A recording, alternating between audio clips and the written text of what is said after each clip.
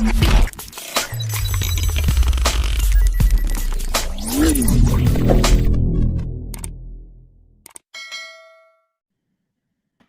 Pak? Ini nih.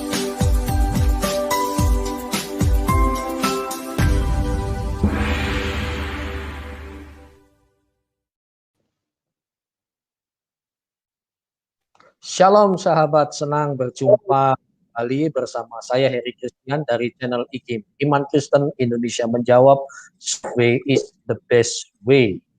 Dan hari ini luar biasa, saya bersama rekan-rekan yang dahsyat, ada Kanuru, kemudian Pak Lukas Simanjuntak, Pak Effendi, saudara saya ya Pak. Ibu Sofiatul Al-Hayat Indonesia, channel-channel ini jangan lupa ya, kunjungi channel Kanuru, channel FND Saudaramu, dan Al-Hayat Indonesia, luar biasa. Klik and subscribe. Luar biasa, saudara, belum lama kita ini ya viral masalah Nabi ke-26, dan belum terlalu surut sekali, dan saat ini juga ramai tentang MKC, Muhammad KC. Kita tidak membahas soal bela-membela siapa hari ini, tapi pentingnya kita bijaksana juga bijaksini, saudara ya. Dan bagaimana keadilan sosial bagi seluruh rakyat Indonesia itu ditegakkan. Itu yang sangat penting. Karena sekalipun mengatakan ini penistaan atau apa dan seterusnya, terpenting lagi adalah keadilan, keseimbangan. Jangan sampai sinisme yang mengatakan bahwa undang-undang penistaan itu tajam untuk minoritas tapi tumpul untuk mayoritas. Ini kan sangat menyedihkan, ya saudara. Nah, bahkan petinggi-petinggi agama ini sangat penting loh. Mulutnya itu, itu firman Tuhan kan mengatakan bahwa masalah-masalah besar itu masalahnya oleh hal kecil, yaitu mulut. Pernyataan-pernyataan itu penting sekali. Bagaimana kita sebagai alim ulama, hamba Tuhan, rohaniawan di agama apapun, kita harus bisa mendamaikan dan mengajarkan berpikir secara jernih, secara balance. Hari ini kita akan membahas sebuah topik yang menarik, yaitu tentang ini. Menjawab pernyataan Wakil Ketua MUI, yang terhormat Bapak Anwar Abbas, dan Sekretaris Jenderal PBNU, Haji Ahmad Helmi Faisal Zaini, soal penistaan agama. Nah, yang disclaimer penolakan dari kami dan pertanyaan dari kami adalah di manakah keadilan? Namanya menista itu agama apapun pasti tidak benar. Cuma pertanyaannya adalah di manakah keadilan? Nah, kita tonton dulu ya, datanya ini sangat penting. Karena ini di media sosial dan di televisi mainstream, televisi besar, dan semua TV nasional itu menyiarkannya, pernyataan-pernyataan kecaman, bahkan ancaman-ancaman juga ada. Mulai dari Sekretaris Jenderal PBNU dulu.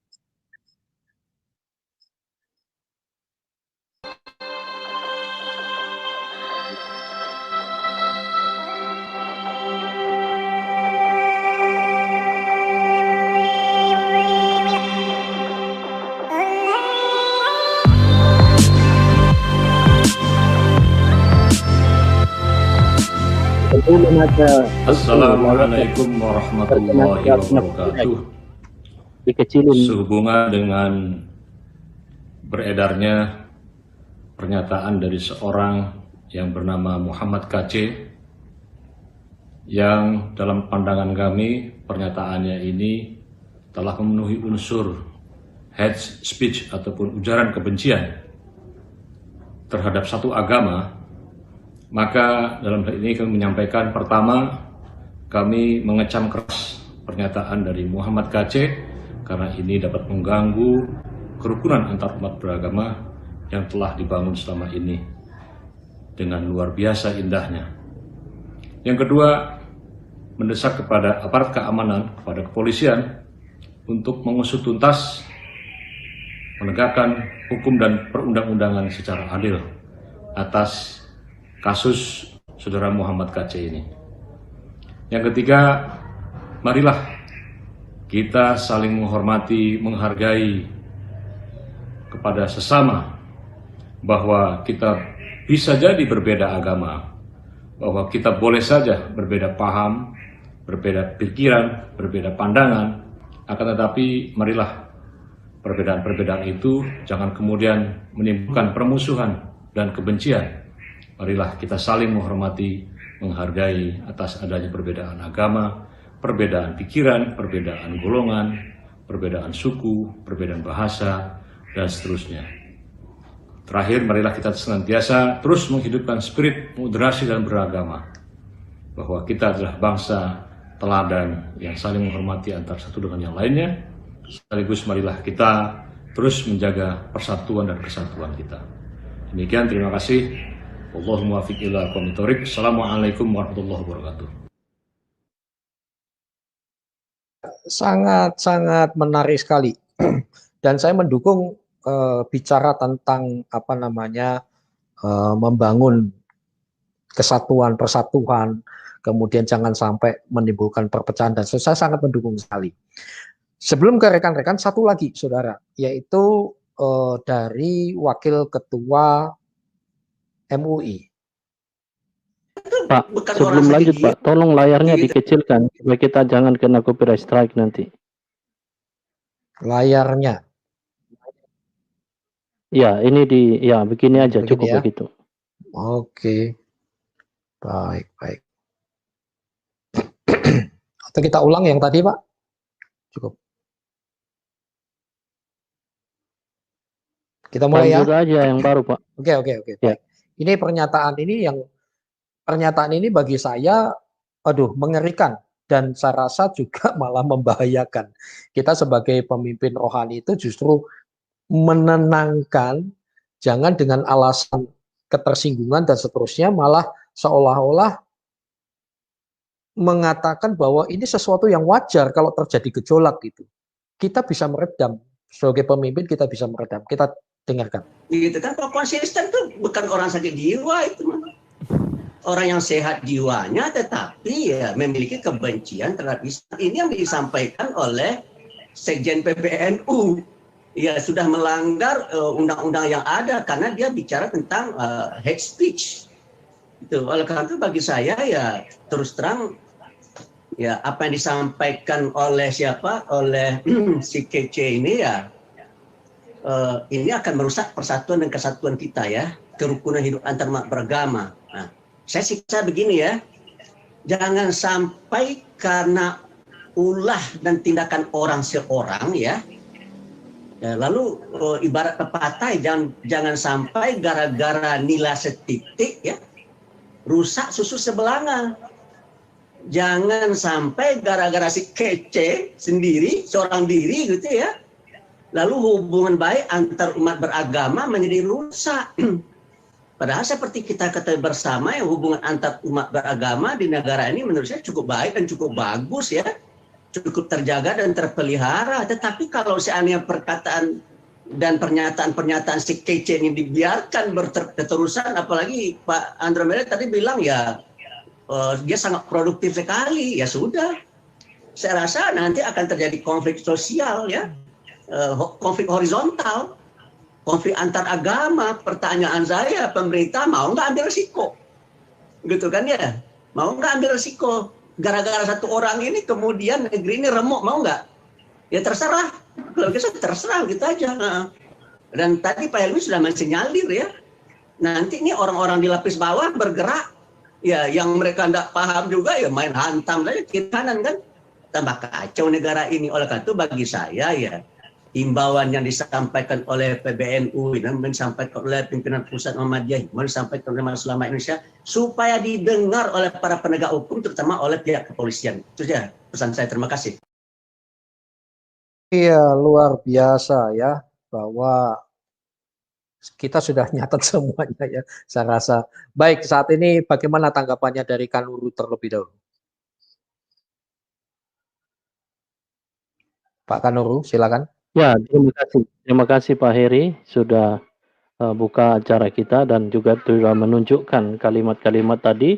Pada dasarnya itu semua pernyataan-pernyataan normatif yang memang perlu kita sikapi ya, perlu kita ingat bersama bahwa idealnya memang demikian. Tapi faktanya yang kita temukan di lapangan adalah justru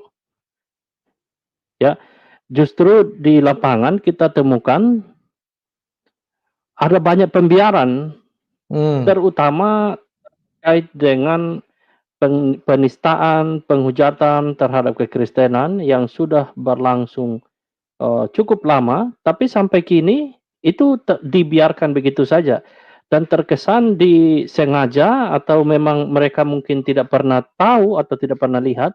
Maka mungkin melalui kesempatan kali ini saya perlu menunjukkan kepada penonton kita agar ya barangkali bapak-bapak yang bicara tadi belum pernah lihat penistaan, penghujatan yang ditujukan kepada orang Kristen dari pihak Muslim, supaya mereka bisa lihat begitu. Mungkin selama ini mereka tidak pernah temukan ini.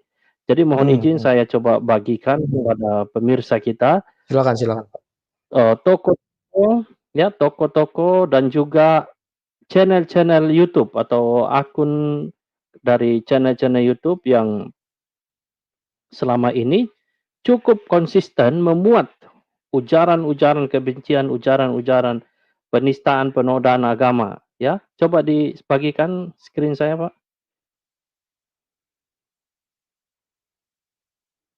Ya, pertama ini adalah legend ya, saya katakan begitu, legend tokoh penista agama yang paling dikenal publik dan seolah-olah kenapa Pak bilang legend, Pak? Ya, saya kira ini John legend, Lennon. Pak. Ya betul, Kenapa legend. bilang legend, Pak? Ya, ini legend karena sampai kini ini belum ada satupun hukum yang mengganjal orang ini. Bahkan dia terkesan arogan sekali, menantang dan tidak terjamah pemerintah kita, tidak terjamah oleh hukum. Jadi ini kayaknya tokoh yang kebal hukum. Ya, coba kita dengarkan dulu videonya beberapa menit ini. Nanti teman-teman bisa lihat ya di Sutube Media ini memuat videonya. Ini adalah kumpulan video Yahya Waloni menista agama. Di sini oleh pembuat video sudah merampungkan sejumlah pernyataan Yahya Waloni dari berbagai video yang sudah dikumpulkan. Kita langsung saja coba dengarkan. Ya buka. Karena ini Alkitab kemana-mana kan pakai kitab. Pergi ke gereja hari Minggu, awas tunggu hari Minggu Bu ya. Ibu lihat nanti, rok pendek, kitab tebal begini. naik bukan naik mobil, motorcycle. Sudah miskin kafir lagi. Ya ini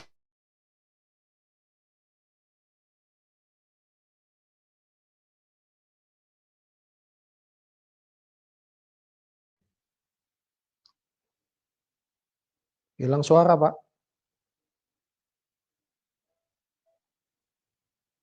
ada orang pakai salib, saya tanya. Ya. Mobil motorcycle, sudah miskin kafir lagi.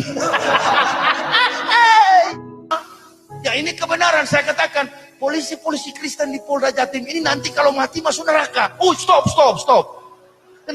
Memang betul. Kenapa sih? Ini kan kebenaran. Tadi saya jadi Yahya Waloni katakan polisi-polisi Kristen di Polda Jatim itu kafir dan masuk neraka. Ini betul katanya. Ya, ini tentu dia menilai berdasarkan sudut pandang dia sebagai seorang Muslim ya pada saat ini. Jadi ini jelas sudah melanggar Undang-Undang KUHP 156A, menafsirkan kitab suci orang dengan seenaknya, lalu kemudian menuduh orang lain sebagai kafir. Saya mau berangkat ke Lok Sumawe, sementara minum kopi, ada orang pakai salib. Saya tanya, dia bilang dia dari Nias. Kau Kristen? Iya. Kau mengerti lambang salib itu? Dia bilang, iya, ini lambang Kristen. Bukan, itu lambang eksekusi mati Romawi.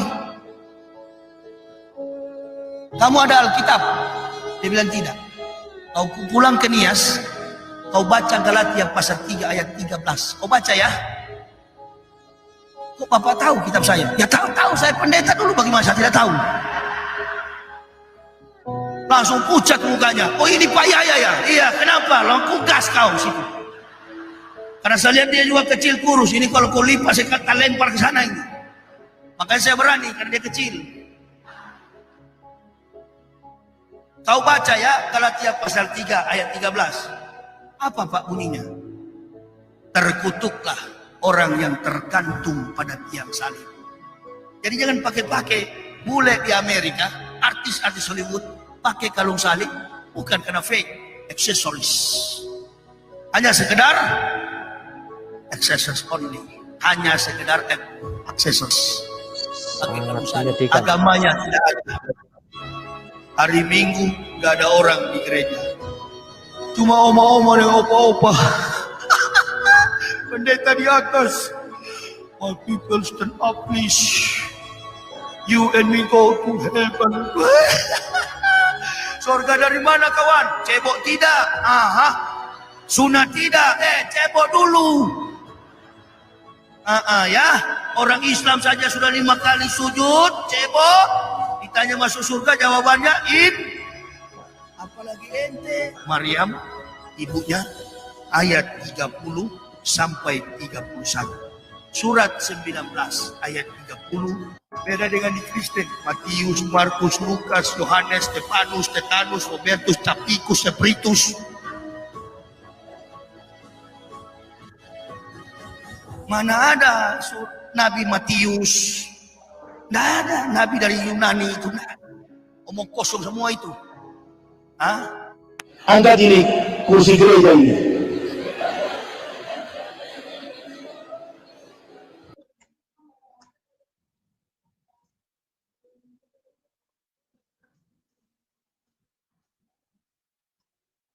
Ya, itu videonya. Saya tidak perlu tampilkan secara full teman-teman, karena nanti teman-teman bisa saksikan sendiri. Ini semua kumpulan hujatan-hujatan. Ada 2 hal yang saya catat di sini terkait dengan ucapan Yahya Waluni yang mengatakan orang Kristen itu masuk neraka. Tentu pernyataan ini adalah pernyataan berdasarkan cara pandang dia sebagai seorang Muslim.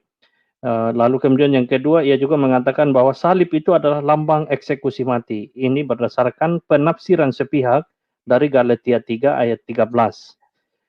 Dan ini sudah memenuhi unsur-unsur penodaan penistaan agama manakala Yahya Waluni membaca konten materi pengajaran dari kekristenan lalu menafsirkan ulang sesuai dengan cara pandang dia sebagai seorang Muslim. Lalu ada teman-teman yang berkomentar di kolom chat, saya lihat, oh ini kenapa kamu sewot, kenapa kamu tukang terusik dengan apa yang disampaikan Yahya Waluni, kalau itu dia sampaikan di masjid kok, katanya. Nah, ini sebuah pernyataan yang keliru. Ya, kalau dia sampaikan di masjid boleh aja, tapi masalahnya ini dipublikasi di YouTube. Dimuat di media kaset CD lalu kemudian dibagikan. Ya, diputarkan dari masjid lalu didengar oleh begitu banyak orang. Nah, selain Yahya Waluni, sebenarnya masih banyak juga yang selama ini barangkali tidak pernah dilihat oleh pemerintah ya. Salah satunya adalah Ustadz Taslim. Ini adalah seorang ustadz yang juga begitu aktif melakukan kajian-kajian kristologi, bahkan mengangkat dirinya sebagai seorang kristolog, pakar kristolog. Nah, ini menjadi satu pertanyaan bagi saya, dari mana ia mendapatkan status kepakaran sebagai seorang kristolog? Kewenangan apa yang ia miliki sehingga ia bisa jadi seorang kristolog, lalu kemudian mengajarkan tentang kristologi? Padahal dia adalah seorang Muslim. Dan salah satunya di sini di channel ini ada banyak sekali judul-judul yang sudah memenuhi unsur-unsur penistaan. Nah, salah satu misalnya di sini dia katakan Yesus hanya utusan bagi Bani Israel, bukan Tuhan menurut Bible. Nah, ini jelas sebuah penafsiran dari kacamata seorang Muslim, seorang ustadz, ya. Ketika membaca kitab suci orang Kristen lalu menyimpulkan bahwa Yesus itu bukan Tuhan menurut Bible. Ya. Padahal urusan dia apa dengan Bible, dengan Yesus? Dia seorang Muslim, memahami bahwa di dalam Quran itu ada Isa. Tidak ada Yesus di dalam Al-Quran. Lalu mengapa mereka selalu mencari-cari kesalahan Alkitab? Nah, ini harus kita dudukkan pada persoalannya. Islam kalau meyakini bahwa Al-Quran mencatat nama Isa, maka jangan dikait-kaitkan dengan Yesus di dalam kekristenan. Ya, apalagi yang dibahas di Quran itu adalah Nasrani, bukan orang Kristen. Ya. Sementara kita mengakui diri kami, diri orang Kristen sebagai orang Kristen, bukan sebutan Nasrani, tapi selalu mencari-cari kesalahan. Nah, nanti pemerintah silakan MUI, Menkominfo, termasuk Menteri Agama kita, timnya diperintahkan untuk lihat channel Inner Life Solusi Indonesia. Nampaknya channel ini mengkompilasi video-video dari para ustadz, para penceramah muslim ya. Tapi kalau saya tidak ini salah, Ustadz Taslim ini juga punya channel tersendiri, termasuk Ustadz Menahem Ali. Ini adalah tokoh-tokoh dari kalangan muslim yang banyak kali menafsirkan kekristenan berdasarkan cara pandang mereka sebagai seorang muslim. Dan dapat dilihat dari judul-judulnya ini, semuanya kebanyakan bicara tentang kekristenan. Ini menjadi satu pertanyaan yang harus ditanyakan oleh MUI, termasuk juga Menteri Agama. Ada apa di abad 21 ini? Channel-channel muslim kok banyak bahas Kristen. Masjid-masjid itu kok ceramahnya tentang kristologi.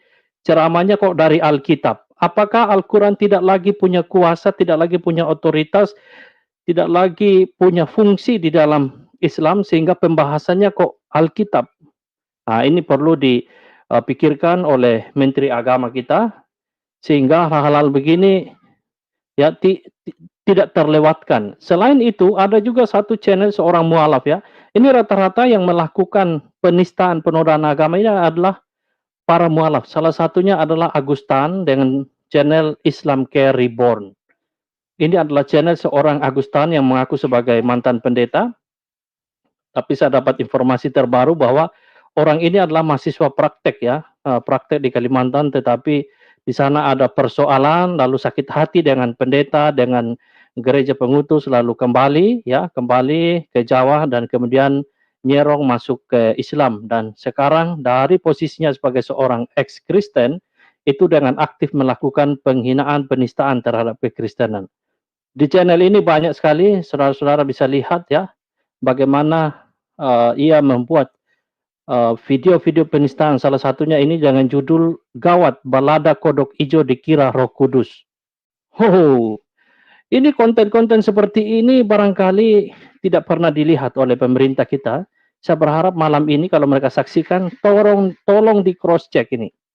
Dan masih banyak lagi. Ya, ini Agustan, orang ex-Kristen, katanya mantan pendeta tapi tidak pernah diangkat jadi pendeta. Itu informasi yang saya dapatkan. Lalu kemudian kedua adalah channel seorang mualaf juga, ini namanya Hidayah Mualaf Channel. Ini fenomena apa di Indonesia? Ya, mantan muslim rata-rata, mantan Kristen rata-rata melakukan penghinaan, penodaan terhadap kekristenan. Dengan seenak perut mereka, pemahaman kekristenan mereka yang cetek, ya, yang sangat-sangat sederhana, itu dipakai untuk mengukur, menilai agama sebelumnya, lalu dijual kepada publik muslim, penonton dari channel-channel mereka. Dan efektif sekali ketika mereka membahas tentang kekristenan, maka ini dengan cepat, begitu cepat naik channel-channel mereka. Ini dalam hitungan berapa bulan saja sudah 50.000 subscriber. Ya, saudara bisa, pemerintah bisa datang lihat di sini. Sini penuh dengan hujatan terhadap kekristenan. Tidak ada waktu untuk kita buka satu-satu, tapi nanti kami akan lihat satu demi satu dari video sebelum di privat ya, atau teman-teman sudah banyak yang download juga.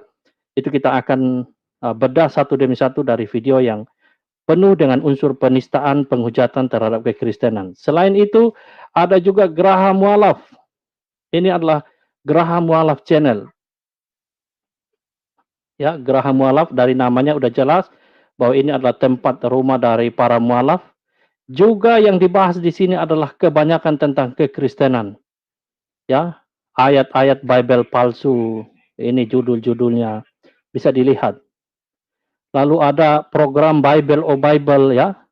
Ini adalah program yang diemban atau dikerjakan oleh Suma. Ini adalah seorang ex-Kristen juga, Donditan. Mereka membaca Alkitab lalu memberikan penafsiran secara sepihak terhadap ayat-ayat Alkitab. Mereka tidak menggunakan tafsir ya yang dipakai di dalam kekristenan. Mereka membaca ayat-ayat Alkitab menggunakan cara pandang mereka sebagai seorang muslim. Ya, misalnya di sini, Ulangan 18 ayat 18 Yesus atau Muhammad. Nah, lihat. Nanti silakan pemerintah dengarkan diskusi mereka. Jelas sekali dalam versi kekristenan Ulangan 18 ayat 18 itu adalah bukan Muhammad, ya. Sudah jelas Muhammad tidak berasal dari kalangan orang Yahudi, bukan dari tengah-tengah orang Yahudi, tapi mereka lihat kesimpulannya seperti apa, ya. Pemerintah tolong cek ini Yesus versus Paulus. Apa urusannya coba? Mereka sebagai muslim membahas hal-hal begini. Ya, maka adalah satu hal yang aneh kalau masalah Muhammad KC itu dibesar-besarkan, tapi dari pihak Islam sendiri, ya, secara aktif konsisten dari zaman dahulu, sebelum ada YouTube, lewat toa-toa masjid, itu telah melakukan, ya, penistaan, penodaan terhadap kekristenan. Disuarakan lewat pembesar suara dari masjid, mengatakan orang Kristen adalah orang kafir, ya, dan banyak lagi tuduhan-tuduhan lainnya. Ya, selain itu ada channel yang lagi marak juga ini tentang channel si Goldian Boy. Ini adalah seorang penipu yang menggunakan nama Goldian Simbolon, aslinya sebenarnya Goldian Rihalsa, tetapi menggunakan nama Goldian Simbolon, lalu menuliskan nomor rekening dengan nama Goldian Rihalsa Simbolon dan melakukan pemungutan atau minta donasi dari penonton. Kalau kita lihat juga channel-channelnya ini penuh dengan hujatan. Pemerintah di mana? Apakah mereka pernah melihat ini atau hanya mereka pantengin channel-channel Kristen, pantengin video-video dari orang Kristen, lalu mereka lewatkan video-video yang dimuat oleh orang-orang seperti Goldian ini. Di sini bisa dilihat salah satu ini, ya, salah satu judul videonya. Mari kita menghitung Tuhan orang Kristen. Lalu ada gambar burung merpati, dikasih nama Roh Kudus. Ada gambar aki-aki, dikasih nama Bapak. Ada gambar pria gondrong dengan jambang yang banyak. Lalu dikasih nama Putra. Ini gambar ini loh. Wah, kalau orang Kristen yang bikin begini, wajah Muhammad digambar, wah, udah heboh seluruh dunia. Bukan cuma Indonesia yang heboh, seluruh dunia heboh. Tapi kita orang Kristen, ini kita banyak diam ini. Selama ini kita hanya memberi tanggapan seperlunya, meluruskan segala bentuk penyelewengan, penyesatan, penafsiran yang keliru terhadap kekristenan. Kita tidak ada teriak-teriak seperti yang mereka lakukan, karena kita sudah coba lakukan, melaporkan Yahya Waloni misalnya sampai sekarang kasusnya di PTS-kan. Dan masih banyak lagi. Silakan pemerintah cek ini. Ya, ini lihat bagaimana wajah seorang pendeta, seorang doktor, rektor, itu dikemas seperti ini. Ya, dibuat ulang seperti ini. Ini jelas sekali, ini penuh sekali penghinaan, ya, merendahkan martabat manusia, bahkan juga akidah orang lain ditafsirkan sesuka hati mereka. Di mana pemerintah? Apakah mereka buta mengenai hal ini? MUI di mana? Ya, maka ini perlu jadi perbincangan. Harus ada kesepakatan atau ada pembicaraan terkait dengan hal ini. Dan tentu masih banyak lagi, tapi kesempatan kali ini hanya ini yang bisa kita coba munculkan, ya. Dan silahkan pemerintah untuk gali lebih banyak lagi. Dan nanti teman-teman juga saya minta teman-teman Kristen dimanapun Anda berada menyaksikan siaran ini, mari temukan video-video mereka ini, ya, lihatlah unsur-unsur penistaan, penodaan agama yang ada dalam konten-konten mereka itu, dan diangkat secara lebih rinci lagi supaya pemerintah kita bisa buka mata dan melihat hal ini secara objektif, sehingga hukum itu bukan hanya ampuh, tajam kepada minoritas, tetapi tumpul kepada mayoritas. Demikian dari saya, Pak Heri, silakan. Oke, baik. Terima kasih Pak, luar biasa. Sebelum ke Pak Effendi Usman, ya, saya tanggapi yang Bapak singkat saja tadi mengenai Yahya Waloni. Itu tadi, ya, waduh. Tapi kita tidak sedang adu argumentasi karena orangnya nggak ada. Kalau Yahya Waloni diajak ngobrol, ya kita harus kumpul di Senayan kan, sementara ini PPKM. Nah, terkutuklah orang yang digantung di kayu salib. Dia pendeta. Ngaku-ngaku pendeta di mana? Pendeta palsu. Saudara-saudara, pendeta palsu yang nggak bisa membedakan antara antara bahasa figuratif, bahasa yang saya bisa menjelaskan. Ini pendeta dari mana? Apalagi katanya mantan rektor ya, ngorek yang kotor-kotor. Silahkan saudara cek, caranya gampang. Ya, cek di pangkalan dikti itu ada nggak rektor yang model begitu. Pertama itu. Kemudian saya tadi tertawa terpingkal-pingkal WK kalau saya tulis, yaitu mana ada Nabi Matius Markus. Nabi Matius Markus dari Yunani lagi Pak, dia bilang. Dia nggak tahu kalau mereka orang Yahudi. Lah iya, itu nanti ya jemaahnya semuanya, woi luar biasa. Aduh saudara, please deh, jangan mau dibohongi sama mualaf kardus macam begini. Saudaraku, aduh please deh, kami mengasihi Anda sekalian. Nabi Matius tidak bisa membedakan antara murid, aduh sudahlah, whatever lah, ketahuan bodohnya. Lalu berkata Alkitab palsu, itu penistaan loh. Ya, mengatakan Alkitab palsu ada Pak, ini saya tunjukkan ya. Ini lihat, Yahya Waloni mengatakan Alkitab Wahyu, sebut Kristen Wahyu, Kristen palsu, pendakwa Yahya Waloni. Seandainya kami yang melakukan itu, kira-kira gimana? Penistaan, gitu toh. Dia nggak hukum. Nah, banyak sekali. Memang betul Yahya Waloni itu legend ya, karena bilang legend. Saya tunjukkan di channel IKIM juga pernah membahas ini Kanuru yang membahas ya. Dalam 11 menit ceramahnya Yahya Waloni itu menggunakan istilah-istilah keren yang tidak pada tempatnya, amburadul sebetulnya. Lalu di sini saya berani katakan Yahya Waloni bukan ustadz, tapi bandit berjubah ustadz. Mualaf karbitan, selalu pendusta di sana sini. Ini Eko Kuntadi aja ya mengatakan modalnya dia tuh hanya jelek-jelekkan. Di mana pemerintah? Di mana persatuan? Kira-kira kalau saja Yahya Waloni ini adalah pendeta yang berkelakuan sama bandit kayak begini, apakah apa yang terjadi? Ya, kalian berkata potensi perpecahan dan seterusnya. Kalau di sana enggak ya, karena apa? Ajaran kami beda. Lalu ini ya, sedangkan si Abu Janda saja mengatakan Islam dari Arab arogan, itu aja disikat sendiri ya. Ini Abu Janda yang ngomong ya, bukan saya ya. Lah kemudian ini Yahya Waloni ini kurang ajar sekali, mengatakan Katolik dan Kristen itu pro-setan. Mana pemerintah? Ya. Apalagi ini, surga bagi Kristen, neraka bagi dia akan menulis buku surga bagi Islam, neraka bagi Kristen. Ya saya jawab, saya disclaimer, saya menjawab kan. Surga bagi Kristen, neraka bagi Yahya Waloni. Mulut-mulut neraka ini, kok bisa jadi apa namanya seorang ustadz gitu. Jadi ini bicara soal keadilan saudara ya. Jadi intinya seperti itu.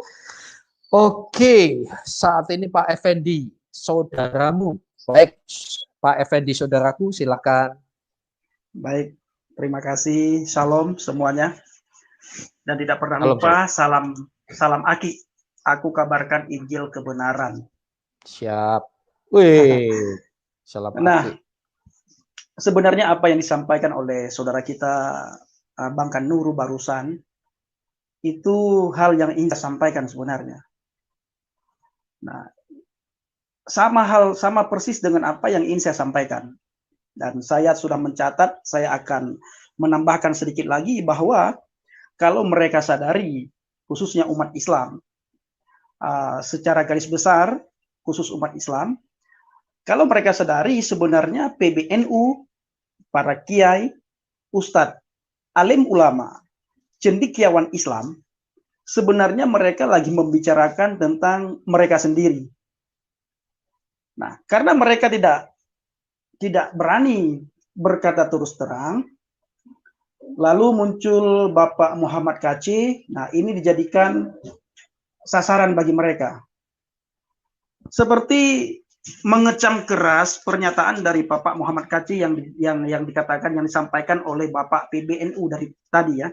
Mengecam keras pernyataan dari Muhammad KC karena dianggap dapat mengganggu kerukunan antar umat beragama yang telah dibangun selama ini. Nah, pertanyaannya yang menjadi pernyataan bagi kita semua untuk PBNU harus mereka jawab, para kiai, para ustadz, alim ulama, cendekiawan Islam, yang harus mereka jawab adalah, apakah selama ini ketika penistaan itu yang dilakukan oleh dari pihak Islam, apakah para PBNU benar-benar tidak melihat, benar-benar tidak mendengar, atau pura-pura tidak mau tahu, pura-pura tidak tahu, atau memang benar-benar tidak mau tahu? Seperti pembiaran.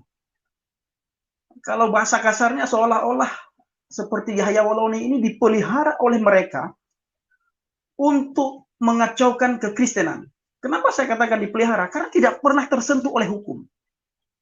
Beberapa tahun yang lalu, Bapak Esra Soru sudah melaporkan Yahya Waloni, tapi tidak ada penanggapan apapun. Bahkan dari pihak PBNU sekalipun, dari alim ulama, kiai, cendekiawan Islam, tidak pernah menanggapi akan apa yang selama ini disampaikan oleh Yahya Waloni. Sangat meresahkan.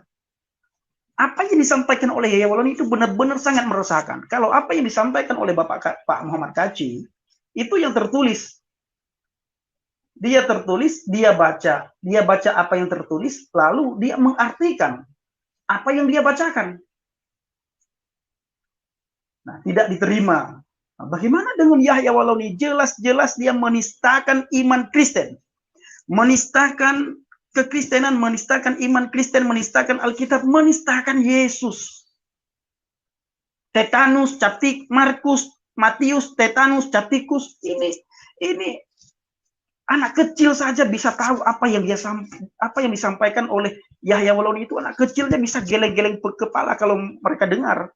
Tetapi PBNU, para kiai, alim ulama, cendekiawan Islam, kok pada diam semua? Nah, jadi maka saya katakan tadi bahwa sebenarnya mereka lagi membicarakan Pak Kacci, atau mereka lagi membicarakan Bapak Yahya Waloni, Ustadz Uas Abdul Somad, termasuk Muzir Sitomorang, termasuk Ustadz Nababan.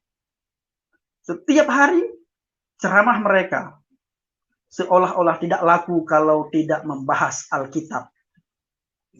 Maka pantaslah yang ditulis oleh kitab suci mereka. Wa ma nuzzila 'alaikumul kitaba bil haqqi musaddiqan lima baina yadayhi wa anzala at-taurata wal injil.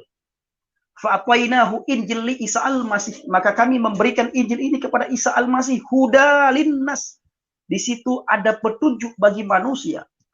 Maka kita melihat setiap ustadz, hampir semuanya ustadz, kalau ceramah di masjid sebagaimana yang disampaikan oleh Abang Kanuru tadi, pasti mengutip Alkitab. Yang sangat disayangkan, setelah mereka mengutip Alkitab, mereka tafsirkan Alkitab ayat demi ayat dengan seenak udel mereka. Kurang ajar sekali. Maka Pak Heri dan teman-teman yang lain, apa yang teman-teman Islam pikirkan tentang Alkitab, ini sama persis dengan apa yang saya pikirkan tentang Alkitab sebelum saya beriman, bertakwa, percaya, tinggal di dalam Alkitab. Sama persis. Sama persis. Kenapa bisa sama pemikiran saya sebelum saya mengenal Kristus? Setelah saya mengenal Kristus berbeda. Kenapa? Karena itu didoktrin dari kecil.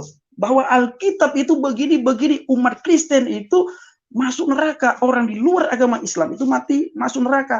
Walaupun tidak ada ayat satupun di dalam Al-Quran yang kita temukan, yang kita jumpai bahwa di luar agama Islam itu mati masuk neraka. Tidak ada ayat satupun.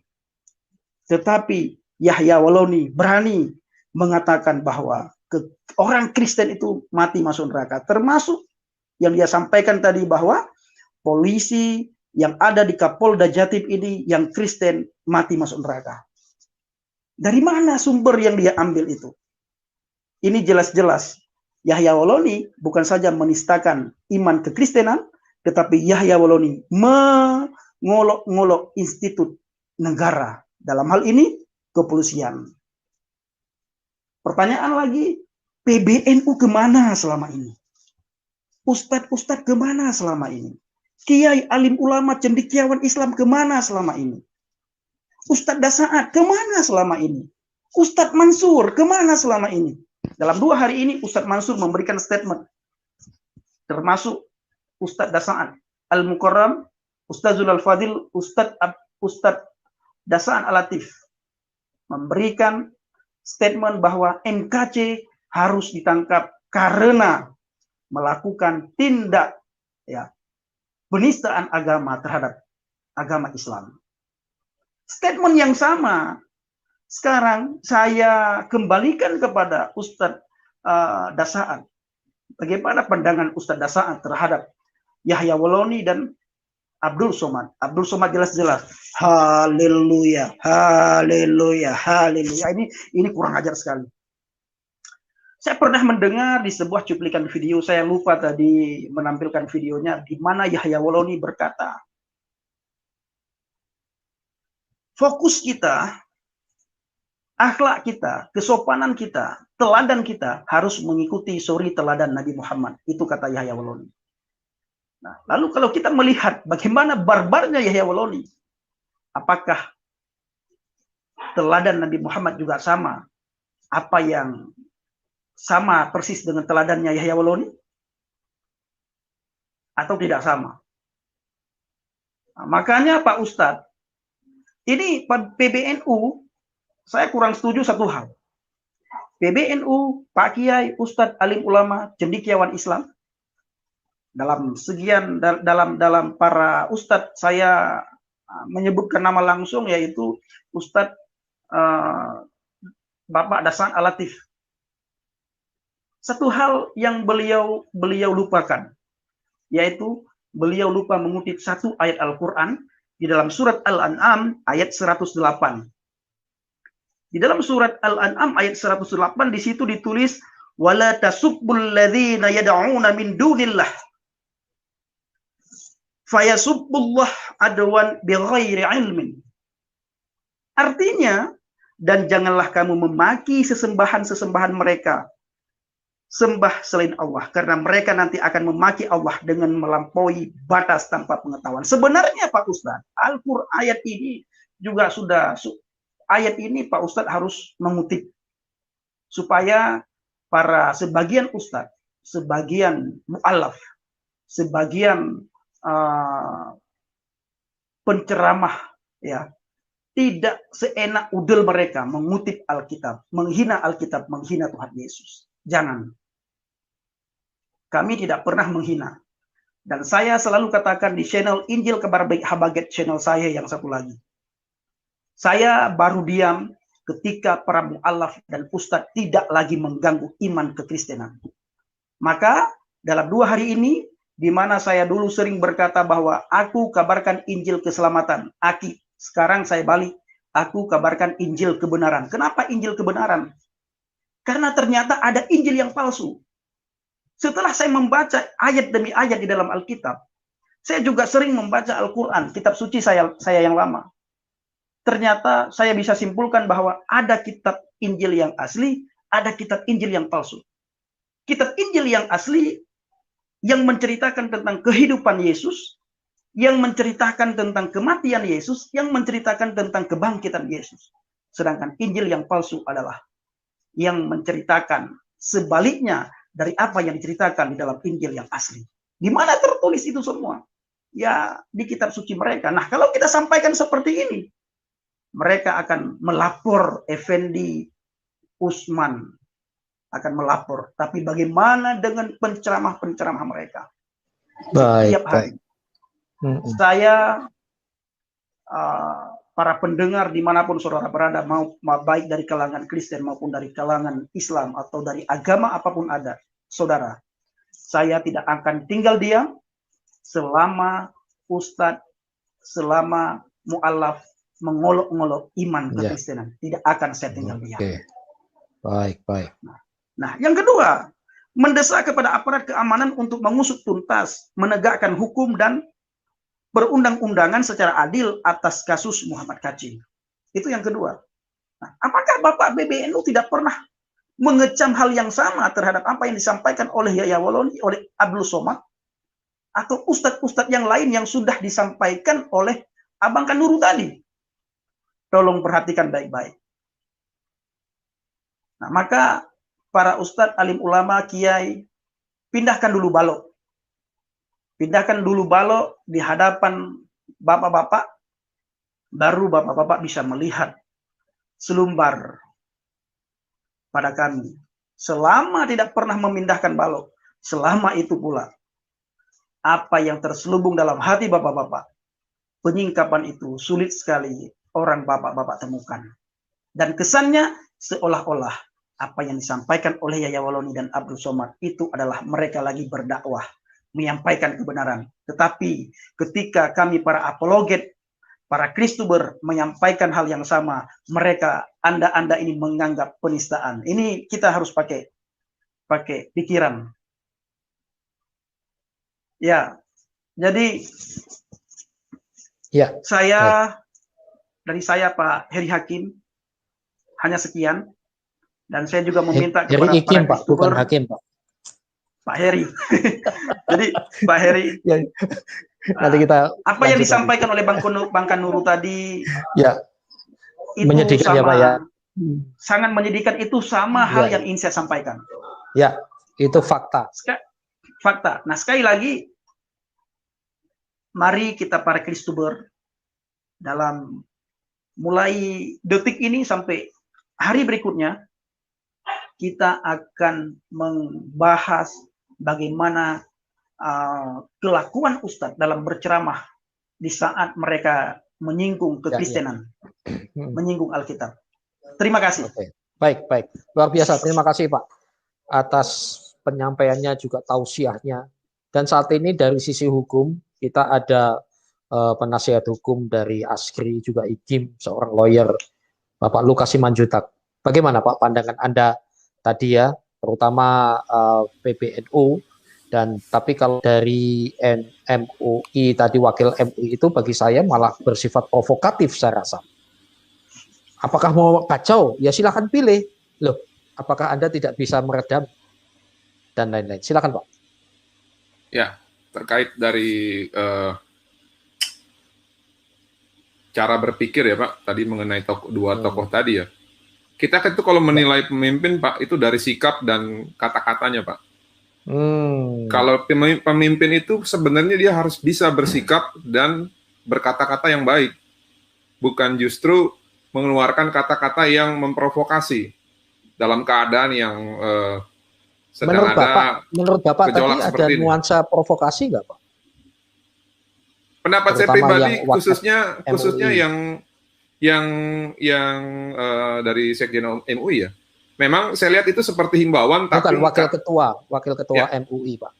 Ya. Wakil ketua. Kata-katanya bersayap, Pak, dan kita tidak perlu kecerdasan yang tinggi untuk menafsirkan sebenarnya arah itu, perkataan itu untuk apa.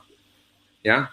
Makanya tadi saya bilang seorang pemimpin itu bisa dilihat dari kata-kata dan sikap dalam menangani suatu permasalahan. Jadi kalau pemimpin ini tidak bisa memberikan sikap yang baik dan juga bisa merangkul ataupun menenangkan pengikutnya, bagaimana pengikutnya, Pak? Itu tadi mengenai dua tokoh ya, dan saya pikir itu memang tuntutan dari akar rumput supaya terkesan ada ketegasan dari pemimpin supaya bisa menjalankan fungsi ormas untuk bisa mempengaruhi terhadap apa aspirasi ormas tersebut. Saya di sini ingin menanggapi terkait hal yang baru terjadi ini, Pak, mengenai Pak KC ya. Jadi kalau permasalahan Pak KC, saya tidak akan bela beliau di dalam peradilan jalanan ya. Kalau saya bilang di peradilan jalanan, kalau kita berbicara mengenai hukum di luar dari sistem hukum itu sendiri. Jadi saya tidak akan bela beliau. Beliau mungkin bisa salah, beliau mungkin bisa benar, dan beliau, saya yakin sebagai warga negara Indonesia yang baik, pasti beliau akan bertanggung jawab terhadap kasusnya. Dan saya tidak akan bela beliau, tapi jika ada kesempatan dan kasus ini lanjut, mungkin kalau diberi kesempatan saya akan bela beliau melalui koridor hukum. Yang saya mau sorot Pak Heri adalah mengenai ketimpangan keadilan di Indonesia ini ya. Bagaimana kita bisa melihat banyaknya kasus-kasus yang sudah terjadi, hinaan-hinaan terhadap kita, terhadap khususnya kekristenan, tapi sampai saat ini terhadap laporan-laporan yang sudah dibuka, belum ada tanggapan, Pak. Boro-boro kasusnya berkembang, dipanggil saja tidak. Setidaknya ada 2 tokoh agama yang sudah dilaporkan oleh beberapa saudara kita dari GMKI, PMKRI, dan juga beberapa pemuka agama ya. Kalau nggak salah itu Pak Esra Soru. Sampai saat ini belum ada yang dipanggil terhadap 2 tokoh agama tersebut dengan inisial UAS dan YW. Kita bisa bayangin bagaimana pada saat itu, pada saat kondisi memanas itu, tokoh-tokoh kita justru memberikan kesejukan. Tidak ada yang mengancam bahwa akan melakukan people power ataupun mengerahkan massa dan mencoba untuk mempengaruhi penegak hukum agar segera melakukan percepatan proses terhadap dugaan tindak pidana tersebut. Ya, walaupun memang sangat disayangkan sampai saat ini belum ada progres terhadap 2 laporan tersebut. Ini yang sangat saya sayangkan ya Pak Heri ya. Karena kalau kita menggunakan standar hukum yang sama terhadap apa yang diterapkan terhadap pelaporan Pak KC ini, harusnya terhadap mereka yang sudah terlapor dan yang belum terlapor, harusnya juga bisa kena. Karena ada 2 jenis ini pendakwa-pendakwa dari seberang ini ya. Yang satu adalah yang menafsirkan kitab suci kita. Yang kedua adalah yang menghina dengan terang-terangan dengan tujuan untuk meraih keuntungan. Pak Heri mungkin bisa lihat ya, channel-channel yang ramai itu dari seberang, itu sering banget. Bahkan ada yang bilang Yesus mencuri keledai. Yesus menikah. Yang saya pertanyakan itu, apakah ada nama Yesus Pak di Al-Quran Pak? Sejak kapan Yesus itu ada di dalam Al-Quran? Dan kalau kita menggunakan standar yang sama ini Pak ya, mengenai undang-undang penistaan agama ini ya, saya coba share sedikit Pak ini Pak.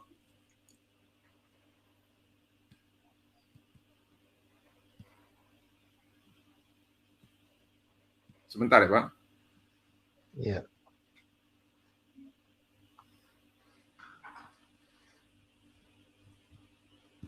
Ya.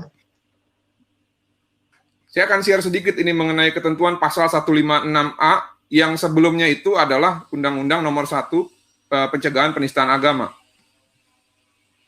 Di dalam ketentuan perundang-undangan ini tertulis bahwa setiap orang dilarang dengan sengaja di muka umum untuk menceritakan, menganjurkan, ataupun mengusahakan dukungan umum untuk melakukan penafsiran tentang suatu agama yang dianut di Indonesia, atau melakukan kegiatan keagamaan yang menyerupai kegiatan-kegiatan keagamaan dari agama itu, penafsiran dan kegiatan mana menyimpang dari pokok-pokok ajaran agama itu. Lalu di sini Pak, di pasal 2 ini kan, ada himbauan. Kalau salah, ada tindakan tersebut dihimbau dulu. Lalu di pasal 3-nya, ini ada ancaman delik pidananya Pak, 5 tahun. Ya. Ini 5 tahun Pak. Ini kita kalau berbicara tadi PPNS ya. Kalau kita berbicara yang 156A Pak, dipidana dengan penjara selama-lamanya 5 tahun barang siapa dengan sengaja di muka umum mengeluarkan perasaan ataupun melakukan perbuatan yang pada pokoknya bersifat permusuhan, penyalahgunaan ataupun penodaan terhadap suatu agama yang dianut di Indonesia. A. B. Dengan maksud agar supaya orang tidak menganut agama apapun juga yang bersendikan ketuhanan yang Maha Esa. Ini juga 5 tahun, Pak. Belum lagi kalau kita berbicara terhadap undang-undang yang lain, Pak, ini telurnya nih, Pak. Undang-undang ITE. Di sini ujaran kebencian pasal 28 ayat 2 dan 45A ayat 2, 6 tahun. Jadi kalau kita berbicara ketentuan hukum itu semuanya ada ketentuan hukumnya. Tapi yang kita pertanyakan adalah penerapan hukumnya ini, di mana keadilan? sudah ada laporan 3 tahun kalau nggak salah itu, sudah 3 tahun, 2-3 tahun lah. Sampai sekarang belum ada tindak lanjut, boro-boro tindak lanjut, dipanggil saja tidak. Bagaimana bisa itu? Ini giliran sekarang ada satu orang yang diduga keras melakukan tindak pidana, media itu ngegiring seperti apa? Media-media mainstream. Dan dari seluruh dari ormas-ormas keagamaan tertentu ini kompak untuk ikut menyuarakan penistaan ini. Saya sepakat sama mereka, Pak. Kalau saya jadi mereka, saya juga akan melakukan hal yang sama. Nah, cuman yang jadi permasalahan adalah ketika ternyata golongan mereka sendiri yang melakukan penistaan, kemana mereka gitu loh. Seperti pakai kacamata kuda, jadi dia hanya lihat ke depan, tapi dia tidak bisa melihat ke belakang. Harusnya dia ini menggunakan helikopter view, supaya dia bisa melihat segala arah dari atas ke bawah. Oh, ternyata yang menghina itu bukan cuma dari Kristen. Yang menghina itu juga ada dari saya gitu loh. Nah, ini bagaimana? Pertanyaan saya, mereka apa nggak ngerti fakta ini, Pak? Kok kayak tutup mata kacamata kuda tadi? YouTube begitu terbuka sekali. Tapi begitu ada yang semacam ini, wah langsung viralnya luar ajaib. Bahkan memang kayak dikomporin ya. Dan cemenologi ya saya sebut lapor. Sementara mereka tuh, aduh, kita ini yang minoritas secara jumlah, terutama Kristen itu kenyang sekali dengan hujatan. Mereka anti kritik. Jadi kan kalau begini kan seakan-akan seperti kayak gini, Pak. Gue boleh, lo enggak, Pak. Padahal di pasal 27 ayat 1 Konstitusi negara kita, Undang-Undang Dasar 1945, seluruh warga negara sama di mata hukum, baik hak dan kewajibannya. Sekarang yang saya tanya, di mana ini? Kenapa nggak jalan? Sila kelima Pancasila, keadilan sosial bagi seluruh rakyat Indonesia, di mana ini? Tolong saudara-saudaraku dari kepolisian, buka lagi itu berkas-berkas yang tersimpan rapi di dalam meja kalian. Jadi kalau kalian mau memproses Pak KC, saya setuju, silahkan. Kalau memang salah, lakukan. Kami tidak akan membela Pak KC melalui peradilan jalanan, enggak. Tapi hal yang sama juga kami minta, berikan keadilan untuk kami. Proses yang sudah ada dan tegakkan juga patroli siber terhadap konten-konten yang masih sekarang merajalela. Ini undang-undang ini bukan delik aduan, Pak. Bukan delik aduan ini. Bukan delik aduan. Polisi bisa melakukan pengembangan sendiri, bukan delik aduan. Tunjukkan di mana di dalam ketentuan ini bahwa harus ada laporan, tidak ada. Jadi kalau memang tujuannya adalah untuk menjaga persatuan, jangan hanya satu pihak yang diberangus. Kalau begini, nanti teman-teman ataupun saudara-saudara kita akan berpikiran bahwa, waduh, jangan-jangan nih memang sistem begini nih. Kalau tidak sanggup membantah argumen, ujung-ujungnya menggunakan hukum. Kan ini yang nggak mau kita yang nggak mau. Hukum rimba dong, Pak. Kita nggak mau bahwa akan ada persepsi seperti ini, gitu loh. Kita maunya itu bahwa harus ada keadilan. Atau kalau misalkan nggak ada keadilan, kita buat aja bebas. Nggak usah ada tangkap-tangkapan, biarin aja, selesaikan lewat room diskusi. Kalau memang kita mau menggunakan kebebasan berpendapat dan dialog akademis. Jangan ketika sudah ada perjumpaan seperti ini, tiba-tiba dibilang penistaan. Giliran mereka yang ngupasin agama kita, itu dibilang dakwah, itu dibilang kajian akademis. Sesuai pasal dari yang tadi saya sampaikan tadi, itu adalah menafsirkan, nggak bisa Pak Heri. Seperti kayak Isa sama Yesus, Pak. Sejak kapan umat Kristen dan Islam sepakat bahwa Isa dan Yesus itu adalah pribadi yang sama, Pak? Nggak pernah, Pak. Oke, baik. Tidak pernah ada kesepakatan antara Kristen dan Islam, Yesus dan Isa itu pribadi yang sama. Tidak ada. Ya. Oke, Pak. Jadi saran saya, Pak, saran saya kepada saya tidak mungkin menyarankan kepada orang seberang lah, karena mereka punya dapur mereka sendiri. Saya punya saran hanya dua, Pak. Yang pertama kepada saudara-saudaraku penegak hukum yang terhormat di negara Indonesia, selesaikanlah PR kalian dulu yang sudah ada. Baru kerjakan PR berikutnya.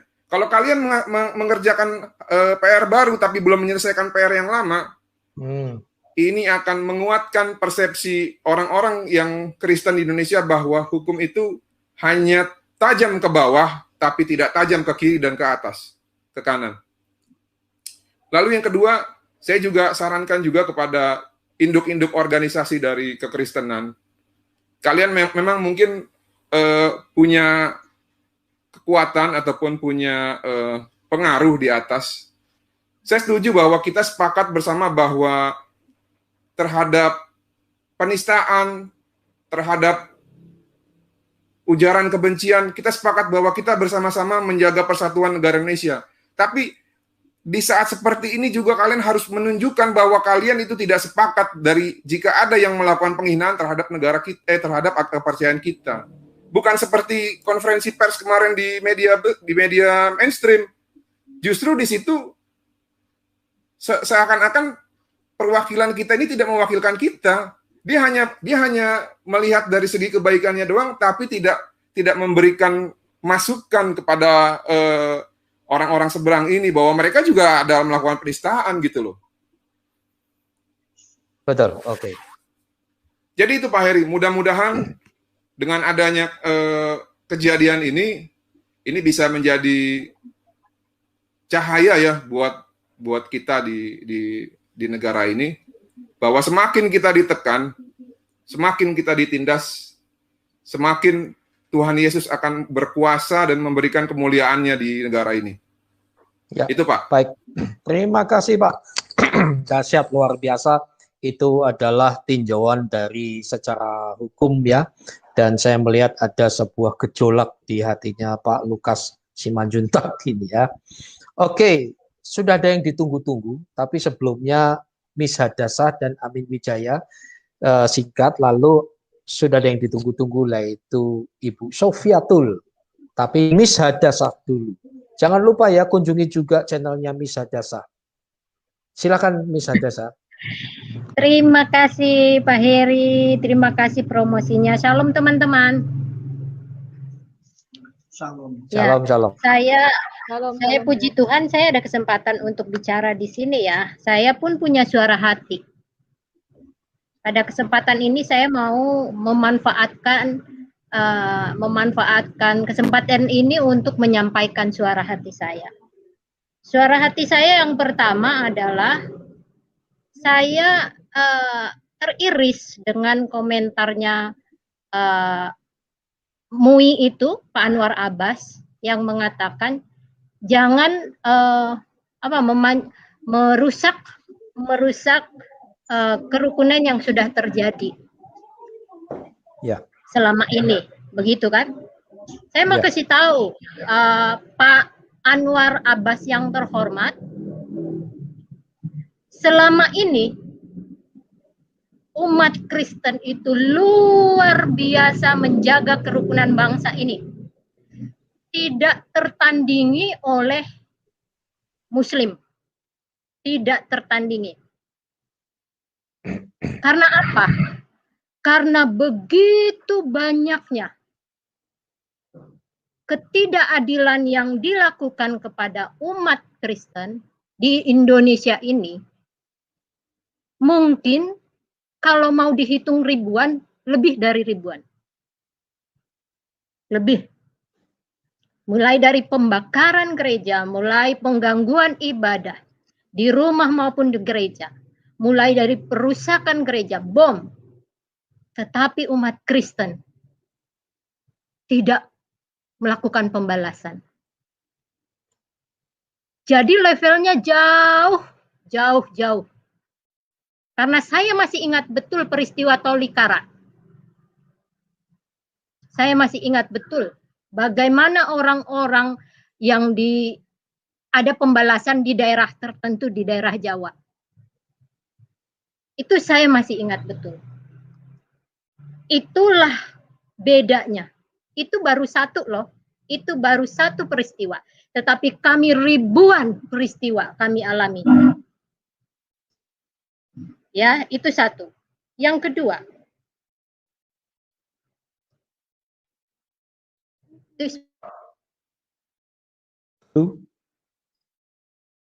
Halo, Bu Adasa.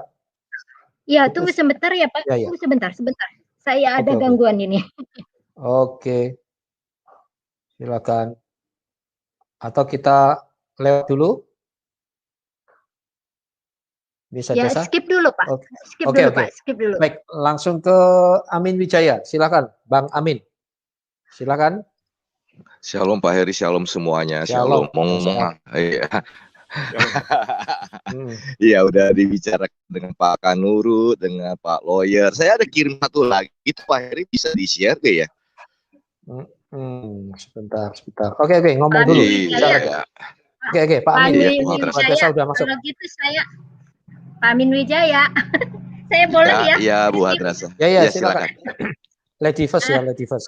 Amin orangnya baik ya. Ya, silakan. Iya, saya tahu. Lalu yang kedua, Pak, masalah penistaan. Saya hanya teman-teman udah bilang ya tadi. Tapi saya mau ungkit sedikit lagi.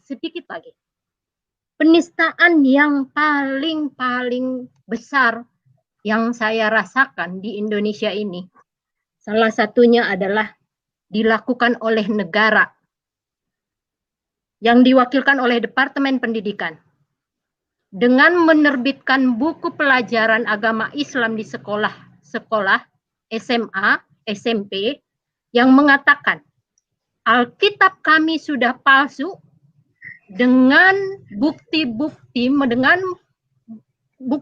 yang mereka keluarkan adalah buku sampah yang diterbitkan, yang ditulis pada abad ke-16.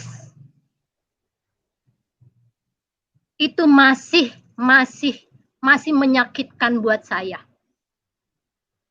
Itu dengan buku sampah itu, Injil Barnabas yang buat kami adalah sampah, yang ditulis pada abad ke-16, negara menuduh Alkitab kami palsu. Itu saja Pak yang mau saya sampaikan.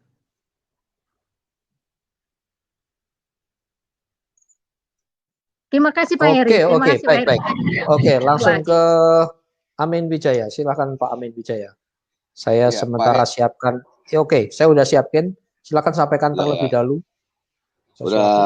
Udah siapin ya. Ya, betul tadi apa kata Pak Kanuru, kata Pak Usman, Pak Lawyer gitu.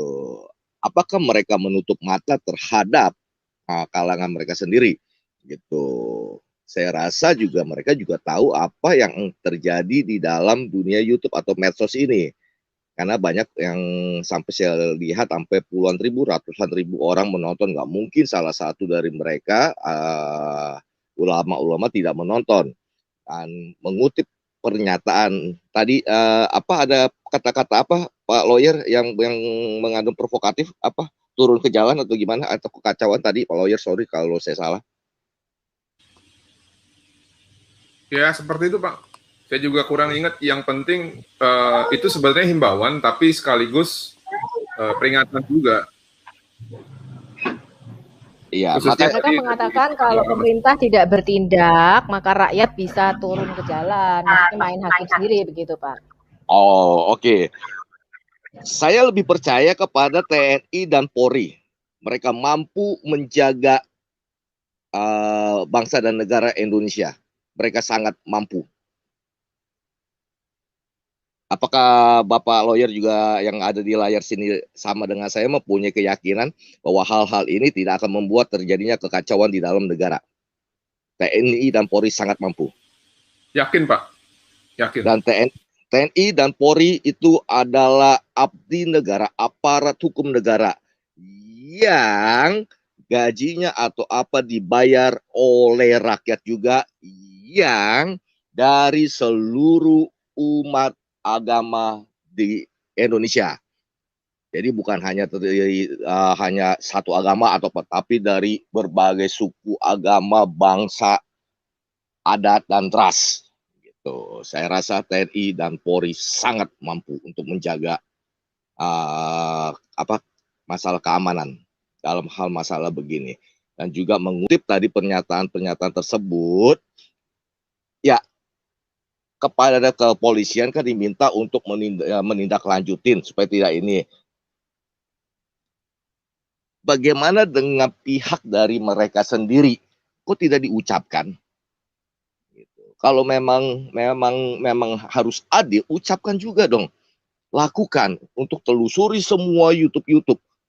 Gitu. Bukan hanya Kristen saja, Islam, Buddha, siapapun telusuri YouTube-nya semua. Betul kan Pak Lawyer? Itu namanya baru adil. Jangan hanya kepada Kristen saja untuk dicap sebagai penistaan YouTube-nya. Tapi kepada semua YouTube.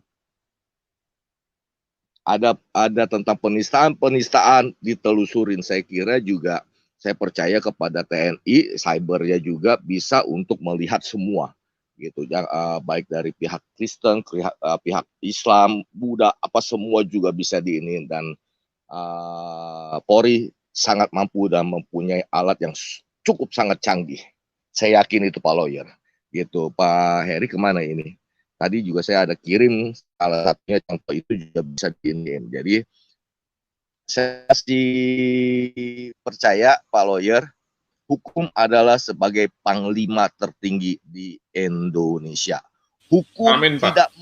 tidak mengenal apa agamamu, apa sukumu, apa rasmu, apa adatmu. Tidak mengarah. Betul nggak? Dia tetap tertinggi. Siapapun itu harus tunduk kepada hukum. Baik agama tertentu harus tetap tunduk kepada hukum. Dan saya percaya Polri tetap akan mampu untuk melakukan itu. Gitu. Dan sama juga tadi saya juga Pak Lawyer ada bilang, ya sebelumnya itu ada pelaporan, kalau nggak salah ada di Siwot ya, 19 orang melaporkan, 18 orang yang melaporkan ya. Belum lama inilah, dalam tahun ini juga. Iya, Pak. Itu teman-teman dari komunitas lintas agama ya, terhadap pelaporan Pak YW itu kan? Ya, betul. Di situ ada lintas agama, ada NU juga, ada ya beberapa orang saya kenal lah. Gitu. Sampai sekarang juga belum ditanggapin. Mohon kepada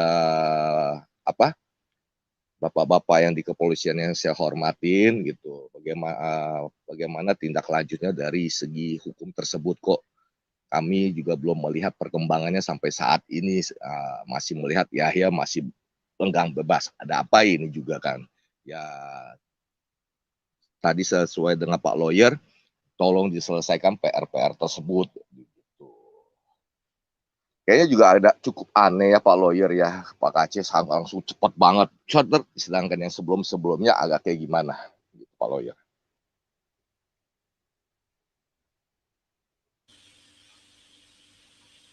Ya, halo Pak.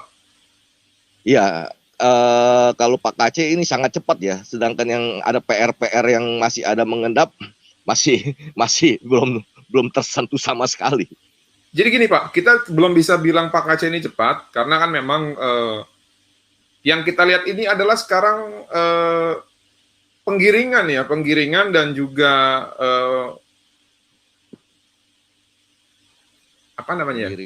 penggiringan ya, opini. framing di dalam media dan juga penggiringan dari ormas-ormas yang mewakili orang yang agama yang ternista ini untuk mencoba untuk mengingatkan dari kepolisian ya.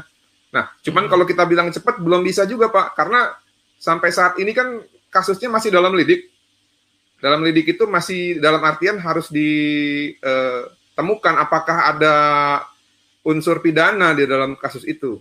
Nah, ketika ditemukan dan sudah ada minimal 2 alat bukti, itu baru naik ke proses sidik. Ya. Penetapan tersangka. Nah, saya nggak akan bahas di sini Pak saya pantang melakukan dugaan ya, karena prinsip hukum nomor 1 itu dalam hukum pidana adalah presumption of innocence. Kita tidak boleh menuduh orang bersalah, mempersalahkan orang sebelum ada keputusan hukum yang tetap dari pengadilan. Nah, saya tidak bisa memastikan bahwa Pak KC itu benar, dan saya juga tidak bisa memastikan bahwa Pak KC itu salah. Dan bukan kapasitas saya untuk membela dia dalam peradilan jalanan. Tapi kalau ada kesempatan dalam forum dan wadah yang resmi, dan saya diberikan kesempatan, mungkin saya akan ikut ambil bagian untuk membela beliau. Ya, baik. Oke, kita di sini bukan bentar Pak Heri, 1 menit. Ya, sempat tepat 1 menit. Jadi kita di sini bukan untuk membela Pak KC atau apa, tapi kita meminta keadilan. Hukum yang sama diperlakukan juga, gitu. Setuju, Pak. Hukum yang sama diperlakukan, gitu. Termasuk salah satunya yang saya tadi kasih kirim ke Pak Heri, bisa gak di-share? Ya, ini juga pihak Cyber Polri juga bisa untuk menyelidiki. Ini 2 ini. Ini lihat ini. Channel Penegak Islam, channel HMC, Benteng Umat, coba Pak. Channel Benteng Umat, Penegak Islam, itu banyak sekali ya. Kita iya, mengatakan Roh Kudus dan sebagainya. Banyak sekali pokoknya, banyak sekali. Seperti yang tadi di-share Pak Heri Ikim gitu, Tuhan dilahirkan jemaat pada bingung gitu. Siapa yang bingung? Kristen 2 miliar lebih dan terbesar di dunia. Nggak ada yang bingung jemaat mau Tuhan dilahirkan mau apa, nggak ada yang bingung gitu. Itu kan sudah sangat menista gitu. Banyak. Sebenarnya kalau kita mau tunjukkan semua, ribuan ya, ratusan ribu sebetulnya. Oke. Selamat datang untuk Apododika, tetapi saat ini kita langsung kasih kesempatan ya Ibu Sofiatul. Silakan Bu Sofiatul, setelah sabar menanti mendengar dari kita dari berbagai sudut pandang, silakan. Sofiatul. Ya, saya mau menanggapi yang pertama seperti ini, tadi dikatakan kita mendukung persatuan, ya, persatuan bangsa. Sekarang saya mengatakan, apakah umat Kristen tidak mendukung persatuan bangsa, Pak? Saya ambil contoh kecil. Umat Muslim diberikan fatwa haram memberikan selamat Natal, selamat Paskah ya, setahu saya ya, untuk menghormati agama lain. Itu hal kecil loh, Pak. Ya. Itu hal kecil. Bagaimana ya kita dikatakan mengganggu kerukunan umat beragama, sedangkan kalian mengeluarkan fatwa yang melarang orang mengucapkan selamat hari raya keagamaannya. Ya, apakah itu bukan hanya agama Kristen, agama lain, kalian mengecam itu. Lalu bagaimana kerukunan agama? Saya tanya sama para PBNU, ulama-ulama ya, sudah sekian lama kami berdiam diri ya. Anda mengeluarkan fatwa yang mengharamkan mengucapkan selamat, itu hanya selamat saja loh Pak, itu hal kecil loh. Dan kalian mengatakan kerukunan umat beragama, apa ini tidak munafik? Hah? Saya bertanya. Sedangkan kami ya, saya duduk makan lontong opor bareng saat Idul Fitri. Ya, makan ketupat bareng kami. Saya mengucapkan selamat Idul Fitri. Ya, tapi kalian seakan-akan menganggap kami najis. Ya, binatang ternak, hanya mengucapkan selamat kalian ini, tapi kalian mengatakan kerukunan umat beragama. Kerukunan yang mana? Saya bertanya ini. Ya, itu hal kecil. Saya tidak bisa, itu sudah umum, betul ya Pak ya? Betul. Ya, sekarang kalian bicara kerukunan agama. Saya tanya di mana kerukunan agama kalau mengucapkan assalamualaikum. Kalian mengatakan dilarang. Padahal assalamualaikum artinya damai ada bersamamu. Aku mendoakan untuk kebaikanmu. Kalian dilarang. Mengucapkan salam dilarang. Lalu kalian bicara mengenai kerukunan antar umat beragama. Saya bertanya, di mana kerukunan antar umat beragama? Sudah jelas mengucapkan salam adalah kita mendoakan untuk silaturahmi, betul ya Pak ya?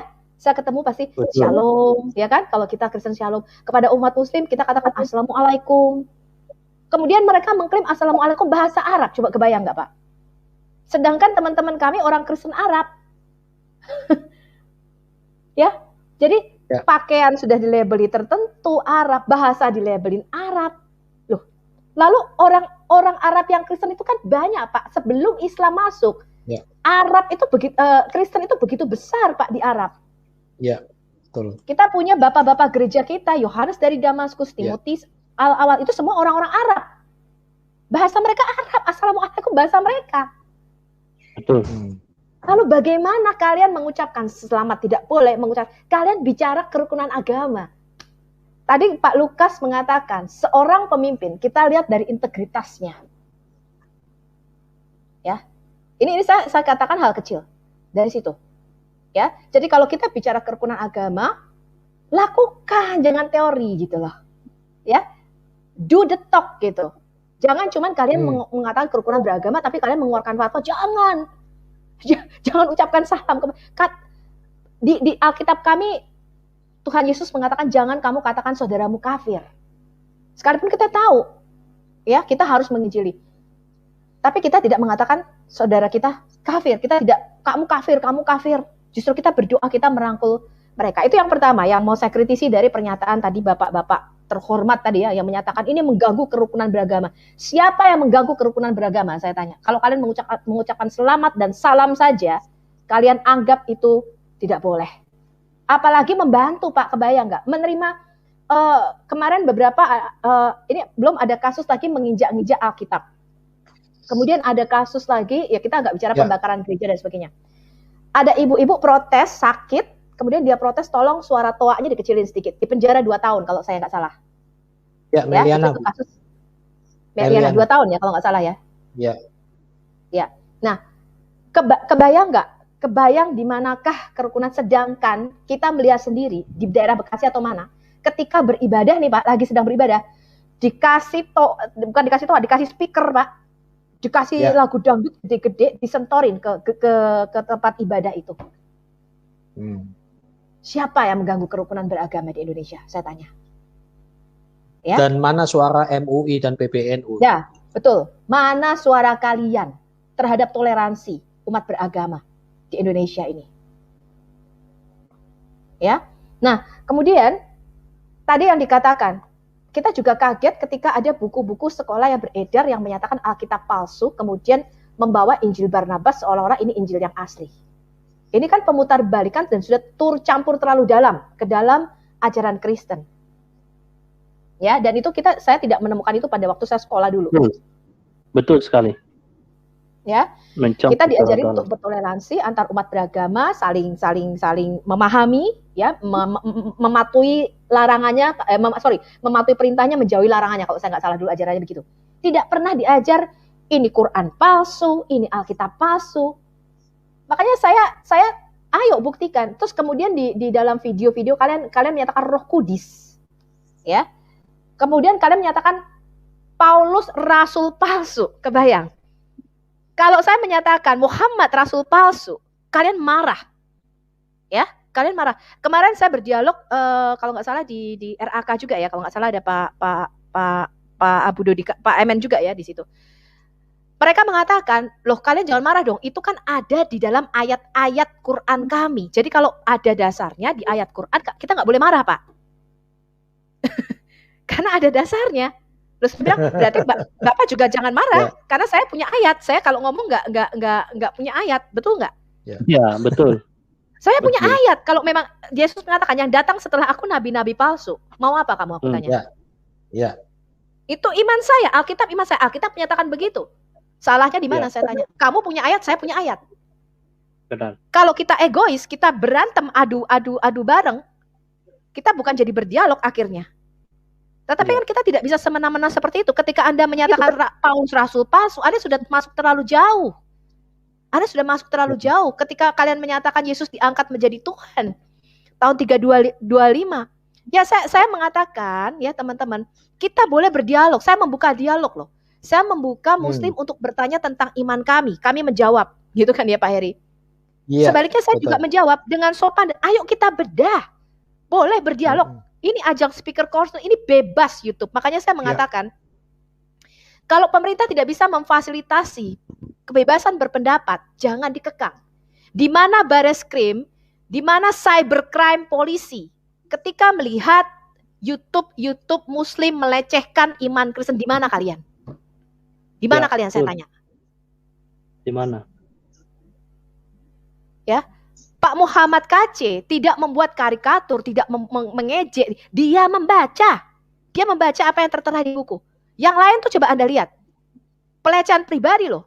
Mukanya diganti, dibikin karikatur, dilecehkan, ya, di framing. Kalau kita mau berdialog antar agama, boleh interfaith. Saya membuka dialog seperti misalnya Pak Bambang Nurseno yang Pak Bambang Nurseno lakukan. Oke, kita buka data secara akademis, secara ilmiah. Gak usah main Maaf, framing. Bu Sofi sebentar. Pak Ikim tolong Ya. ditampilkan yang tadi saya kirim, biar Ibu Sofi lihat. Ya, Ini langsung aja, Pak. dilukiskan di gambar loh. Yang tadi yang saya kirim, tolong ditampilkan biar Ya, Ibu ya. Sofi juga Oke, melihat. sambil Bu Sofi sambil menyampaikan ya. Iya, iya. Silakan. Kemudian ini begitu yang saya prihatinkan adalah begini, teman-teman. Kita sebagai masyarakat Indonesia itu tidak dididik untuk mengevaluasi semua informasi yang diterima. Jadi ditelan mentah-mentah. Makanya kemarin di dalam waktu di Pak Yusuf Manubulu, saya bilang generasi muda nggak boleh seperti itu. Ketika mereka menerima informasi, mereka harus bisa mengevaluasi ini data benar nggak, informasinya benar nggak, ya. Ketika mereka menerima informasi, mereka telan mentah-mentah. Nah ini repot nih generasi kita kalau seperti ini. Nah yang terakhir, saya tetap menyatakan dan pendirian saya seperti Bapak Effendi. Karena kita dipanggil untuk memberikan jawab, berapologetika seperti para rasul. Yesus memberikan teladan untuk kita berapologetika. Ya, dia bertukar pikiran dengan para ahli-ahli Taurat. Rasul Paulus memberikan pembelaannya di depan Raja Agripa, di depan ahli-ahli Farisi. Ya, rasul-rasul lainnya menuliskan pembelaannya terhadap para bidat-bidat. Kemudian bapak-bapak gereja kita begitu banyak buku-buku yang menuliskan pembelaan imannya. Maka saya katakan, selama Anda, ya YouTuber yang mengaku kristolog tadi, yang membuka muka Alkitab, Anda tidak stop, tidak berhenti. Anda tidak menghapus konten-konten Anda, saya tidak akan pernah berhenti mempertanyakan ya keimananmu dan kitabmu juga. Sama. Amin. Jadi ukuran yang kalian pakaikan akan saya ukur balik ke kalian. Amin, amin. Ya. Setuju. Mantap. Seperti itu. Oke. Kenapa? Karena sudah lebih, saya sejak masuk Kristen ya, mungkin sudah beberapa belas tahun. Saya memang tidak pernah mendengar gereja membahas mengenai Islam, Pak. Tidak satupun pastor, saya rasa ya, pastor di Katolik atau pendeta saya sudah ke beberapa gereja, Pak. Nggak ada yang pernah membahas Al-Quran, Pak. Tidak ada yang pernah membahas Muhammad, Pak. Kita sibuk membahas firman Tuhan. Yang kita bahas itu buka Matius ini, buka ini. Itu kan Alkitab kan banyak banget, Pak. Kejadian sampai Wahyu. Itu setahun. Iya, setahun dikotbahin nggak selesai-selesai tuh. Besok balik lagi, besok ini. Tapi saya herannya, ya, tadi yang seperti abang saya, Bang Effendi katakan, saya tuh bingung gitu loh. Kenapa ya mereka kalau khotbah kok saya dengar di Toa itu kok ya dikotbahin kok Kristen, kafir gitu ya. Tuhannya 3, Tuhannya beranak. Ya hal seperti saya tuh bingung gitu loh. Saya tuh penasaran sebenarnya.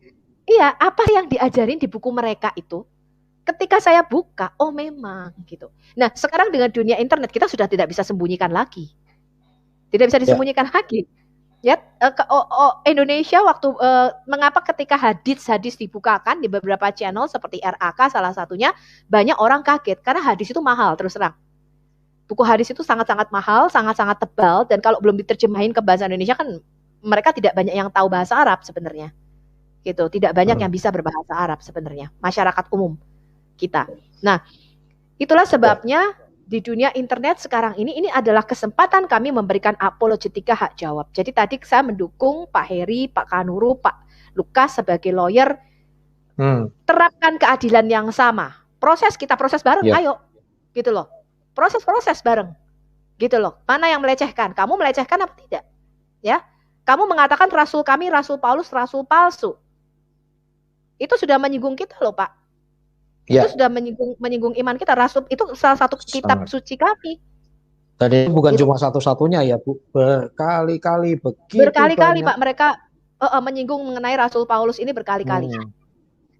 Gitu. Ya. Padahal Ya. di dalam kitab mereka dikatakan taatilah Rasul sama dengan kamu mentaati Allah. Saya bertanya, di dalam Quranmu mengatakan taati Rasul sama dengan mentaati Allah. Kamu menista Rasul, kamu mendurhaka kepada Rasul sama dengan mendurhaka kepada Allah. Saya katakan. Kalau kami mentaati Rasul Paulus itu Rasul yang kami akui, kenapa kami tidak boleh? Dia cuma terus keluar dia dari Zoom. Ya. Saya bilang jangan seperti itu. Ukuran yang sama, ayo kita terapkan. Kamu mengatakan Alkitab palsu, yuk kita cek yuk mana yang palsu, mana yang asli. Betul. Seperti itu. Jadi itu saja saya rasa sudah cukup semua Pak jeritan hati seorang istri. Iya. Nanti kelamaan ya silakan. Oke, kita masuk pada bagian akhir ya. Kita langsung kepada konklusi, tapi silakan mulai dari Pak Kanuru. Ada yang mau disampaikan juga? Ya, tadi sempat disebut oleh Ibu Sofiatul ya. Tadi kita sudah sepakat mau bagikan ini satu video. Silakan. Yang yang sangat jelas sekali penuh dengan ujaran kebencian ya, tuduhan yang sepihak dari Yahya Wahloni. Ini videonya.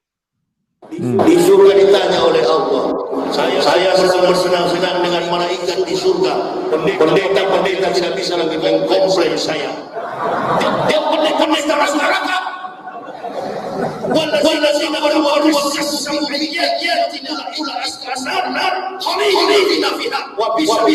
dan orang-orang pimpin yang suka ayat-ayat kami Allah. Kami tempat mereka berlaku neraka jahanam. Itulah guru-guru Wow. Menggema.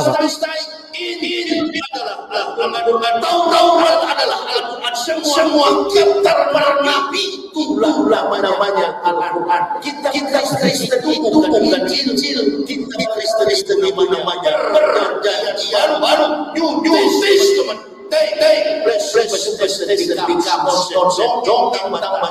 Sama dengan ngomong. Itu yang surat-surat agama bilang. Walladzina wadu kasam ayatina. Kasam itu ahli kitab itu berdusta. Apakah betul? Saya dari mimbar gereja dengarlah firman Tuhan. Padahal bukan firman Tuhan, firman saya teman-teman yang bikin guru ini. Sudah dengar sajalah.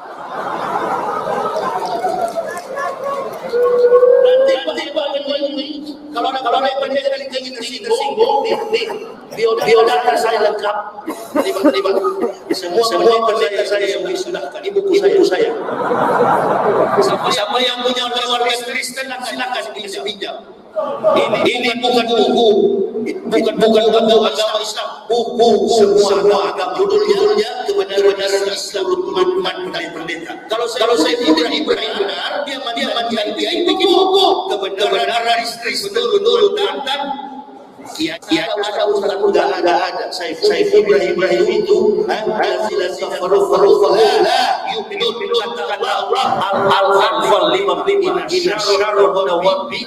Inna Allah lazina faru la yu'minun. Sesungguhnya binatang yang paling buruk sisi Allah adalah orang-orang kafir.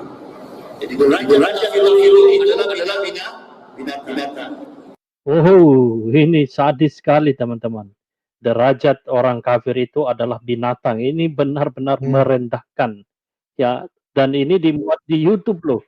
Ini kalau mereka katakan, oh dia kan khotbah di masjid. Ya, Anda khotbah di masjid. Lalu apakah karena Anda khotbah di masjid, lalu Anda bebas boleh ngomong seperti ini? Ya kan?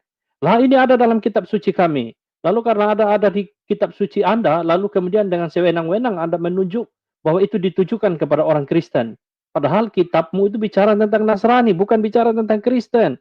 Dan ini jelas-jelas adalah sebuah penistaan, penghujatan, penghinaan, merendahkan martabat manusia. Dan ini saya juga bertanya, kok bisa ada di dalam kitab suci mereka? Iya kan? Kalau mau protes jangan sama saya, sama Al-Quran. Kalau mau tanya kitab suci Kristen sama saya, ini.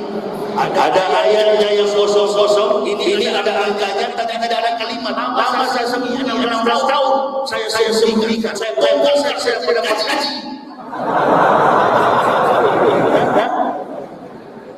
Pendeta mana yang tahu kebohongan ini? Pendeta yang terbangnya profesor, ini palsu semua. Silakan kalau ada pendeta lapor, silakan lapor saya. Begitu lapor muncul di TV, orang-orang Kristen yang tidak tahu apa jadi. Kosong gereja Yesus. Ya, kita lihat ya, berkali-kali Yahya Waloni ini menantang polisi, laporkan saya, laporkan. Dan memang kita sudah laporkan, kita bukan berarti tidak lapor. Pendeta Isra Al-Fasori sudah lapor, banyak lagi tokoh-tokoh dari Hindu, dari Muslim sendiri melaporkan. Tapi di mana, kapan diproses? Ya, di mana diproses? Kapan orang ini dipanggil saja tidak? Bagaimana kasusnya bisa diproses? MUI bagaimana dalam hal ini? PBNU seperti apa komentar kalian? Polisi bagaimana? Presiden seperti apa menanggapi hal ini? Itu mana Pak Ketua, mana bohong. Dalam prinsip sains ilmu pengetahuan tidak ada teori salah, praktek tidak benar. Sedangkan teori sudah benar. Kadang-kadang kalau umat Islam tak hidup. 8 tahun saya belajar Al-Quran. Jangan satu kata. Satu titik dalam Al-Quran tidak masuk diselesaikan oleh otak dan malu.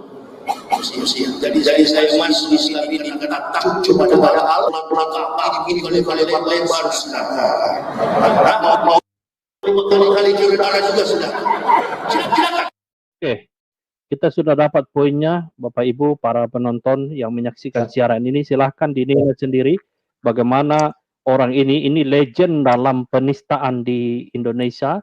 Kalau kita bandingkan dengan apa yang disampaikan oleh Pak Muhammad KC itu tidak ada apa-apanya, teman-teman. Tidak ada apa-apanya ketika kita bandingkan dengan segala bentuk hujatan, penghinaan, penistaan yang dilakukan oleh Yahya Waloni. Silahkan pemerintah, PBNU, MUI menilai ini. Layakkah ini ada di ruang publik kita, ditonton secara terbuka oleh seluruh anak bangsa yang mengakses ke YouTube? Dan apakah ini tidak berpotensi merusak kerukunan beragama? Silahkan dinilai sendiri. Demikian dari saya, Pak. Baik. Terima kasih. Kita sudah masuk pada bagian akhir. Tapi untuk Yahya Waloni dan antek-anteknya, jangan mempermalukan diri ya. Ini lihat dari dulu nih. Esra Soru terutama ini juga luar biasa kala itu ya. Nantang Yahya Waloni, lari-lari terkencing-kencing semua. Si Yahya Waloni sampai Pak Esra itu pergi di mana Yahya Waloni ngaku-ngaku sebagai rektor lah, pendeta lah dan sebagainya. Waduh, terkencing-kencing saudara. Tetapi lihatlah apa yang terjadi. Kami ya santai saja, begitu ya. Ngaku-ngaku rektor, bukan hanya itu, saksi-saksi itu masih ada si pemabuk yang satu ini. Jadi bicara data dan fakta. Oke, kita masuk pada bagian akhir. Saya beri kesempatan, mohon singkat, langsung saja nanti closing statement.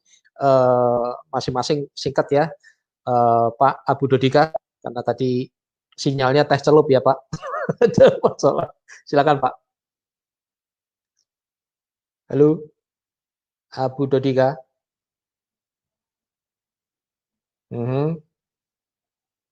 Oke, ke Ibu Adasah, silakan closing statement.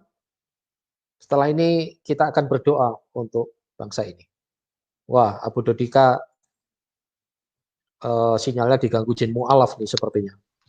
Silakan. Apa saya dulu nih? Oke, Amin Wijaya dulu nih.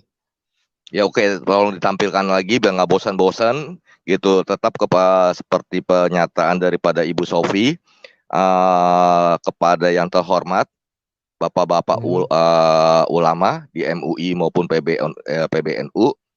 Tolong juga dong minta kepada pihak kepolisian menindaklanjuti kasus pelaporan yang dilakukan antar umat agama terhadap Ustadz Yahya Waloni yang sampai sekarang belum ada kabarnya. Terus kedua, bagaimana dengan hal ini? Tadi yang saya share, Pak. Baik, lanjut. Enggak, yang saya share. Ya. Ini adalah Tuhan kami, sesembahan kami. Salib adalah sangat sakral bagi kami. Kepada bapak-bapak yang terhormat, alim ulama yang di MUI maupun PBNU, tolong Bapak tanggapin ini gitu, karena ini sangat sakral bagi kami. begitu Pak. Sama Cyber Polri, tolong ditelusuri juga YouTube yang tadi telah ditampilkan. Thank you. Baik, Pak Lukas, silakan closing statement. Ya, saya kalau lihat ya Pak, saya coba ubek-ubek di dalam dua buku ini Pak. Apa itu ini Pak? Tidak KUHP Pak. KUHP maupun Undang-Undang ITE tidak ada sebagai syarat itu salah satu agama untuk jadi terlapor ataupun mempelapor. Yang berarti undang-undang ini bersifat universal ataupun terbuka untuk 6 agama yang ada di Indonesia. Baik Kristen, Islam, Hindu, Buddha, Konghucu, Katolik punya hak yang sama dan kewajiban yang sama di mata hukum. Saya jadi teringat terhadap cerita Pak, cerita salah satu pengacara hebat ya Pak di akhir abad 19 beliau ini meninggal di tahun 1949. Namanya Gustav Radbruch. Beliau ini yang menemukan teori tujuan hukum. Pada saat beliau menemukan teori ini, beliau ini meletakkan keadilan di posisi terakhir Pak terhadap tujuan hukum. Lalu di masa-masa Perang Dunia Kedua, beliau ini melihat ketidakadilan yang dilakukan oleh rezim Nazi Hitler pada saat itu. Sehingga dia merubah teori tujuan hukumnya yang awalnya keadilan itu terakhir dibuat menjadi pertama. Keadilan, kemanfaatan hukum, dan kepastian hukum. Nah, terkait dengan teori dari Pak Gustav Radbruch ini yang sudah meninggal, walaupun sudah meninggal, tapi karyanya ini sepanjang masa. Yang saya mau pertanyakan itu adalah terkait undang-undang penistaan agama, undang-undang ujaran kebencian ini tujuannya mau seperti apa? Apakah kita hanya untuk kemanfaatan hukum dan kepastian hukum tanpa melihat keadilan? Atau kita mau mengedepankan keadilan yang berarti jika mengedepankan keadilan, proses pakai C kalau memang menista, silakan seret dia ke peradilan resmi ya. Tapi jangan lupa selesaikan PR kalian juga terhadap laporan-laporan yang sudah kami buat, diwakili oleh saudara-saudara dan rekan kami sebelumnya, sehingga keadilan itu bisa terjadi menggenapi konstitusi kita di pasal 27 ayat 1 bahwa seluruh warga negara Indonesia mempunyai hak dan kewajiban yang sama. Sehingga jika ini benar-benar sudah terjadi dan terimplementasi, maka tergenapilah sila kita yang kelima, keadilan sosial bagi seluruh rakyat Indonesia. Pak Heri mungkin bertanya, kenapa sila kelima itu terakhir Pak di sila Pancasila Pak? Karena memang dalam tatanan bangsa, jika bangsa sudah bisa meredistribusikan keadilan sosial bagi seluruh rakyatnya secara adil, disitulah terjadi dan terbukti bahwa negara sudah berhasil dalam kenegaraan. Itu mungkin Pak Heri dari saya. Terima kasih.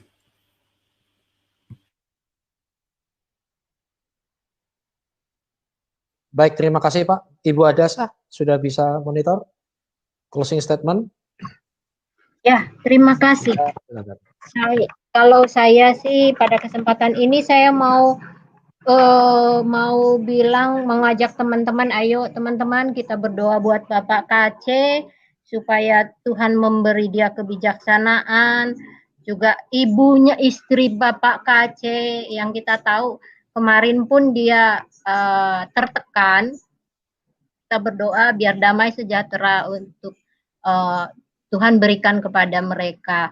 Lalu untuk Indonesia ya, saya nggak bisa bilang apa-apa lagi ya. Saya cuma berdoa semoga pemimpin-pemimpin kita, Tuhan bukakan hatinya untuk melihat ketimpangan yang ada di Indonesia ini. Ya, terus terang ini ketimpangannya terlalu parah, tetapi selama ini sepertinya mereka tutup mata.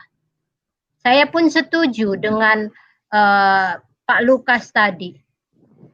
Dari buahnya kita bisa melihat mereka, pemimpin-pemimpin itu.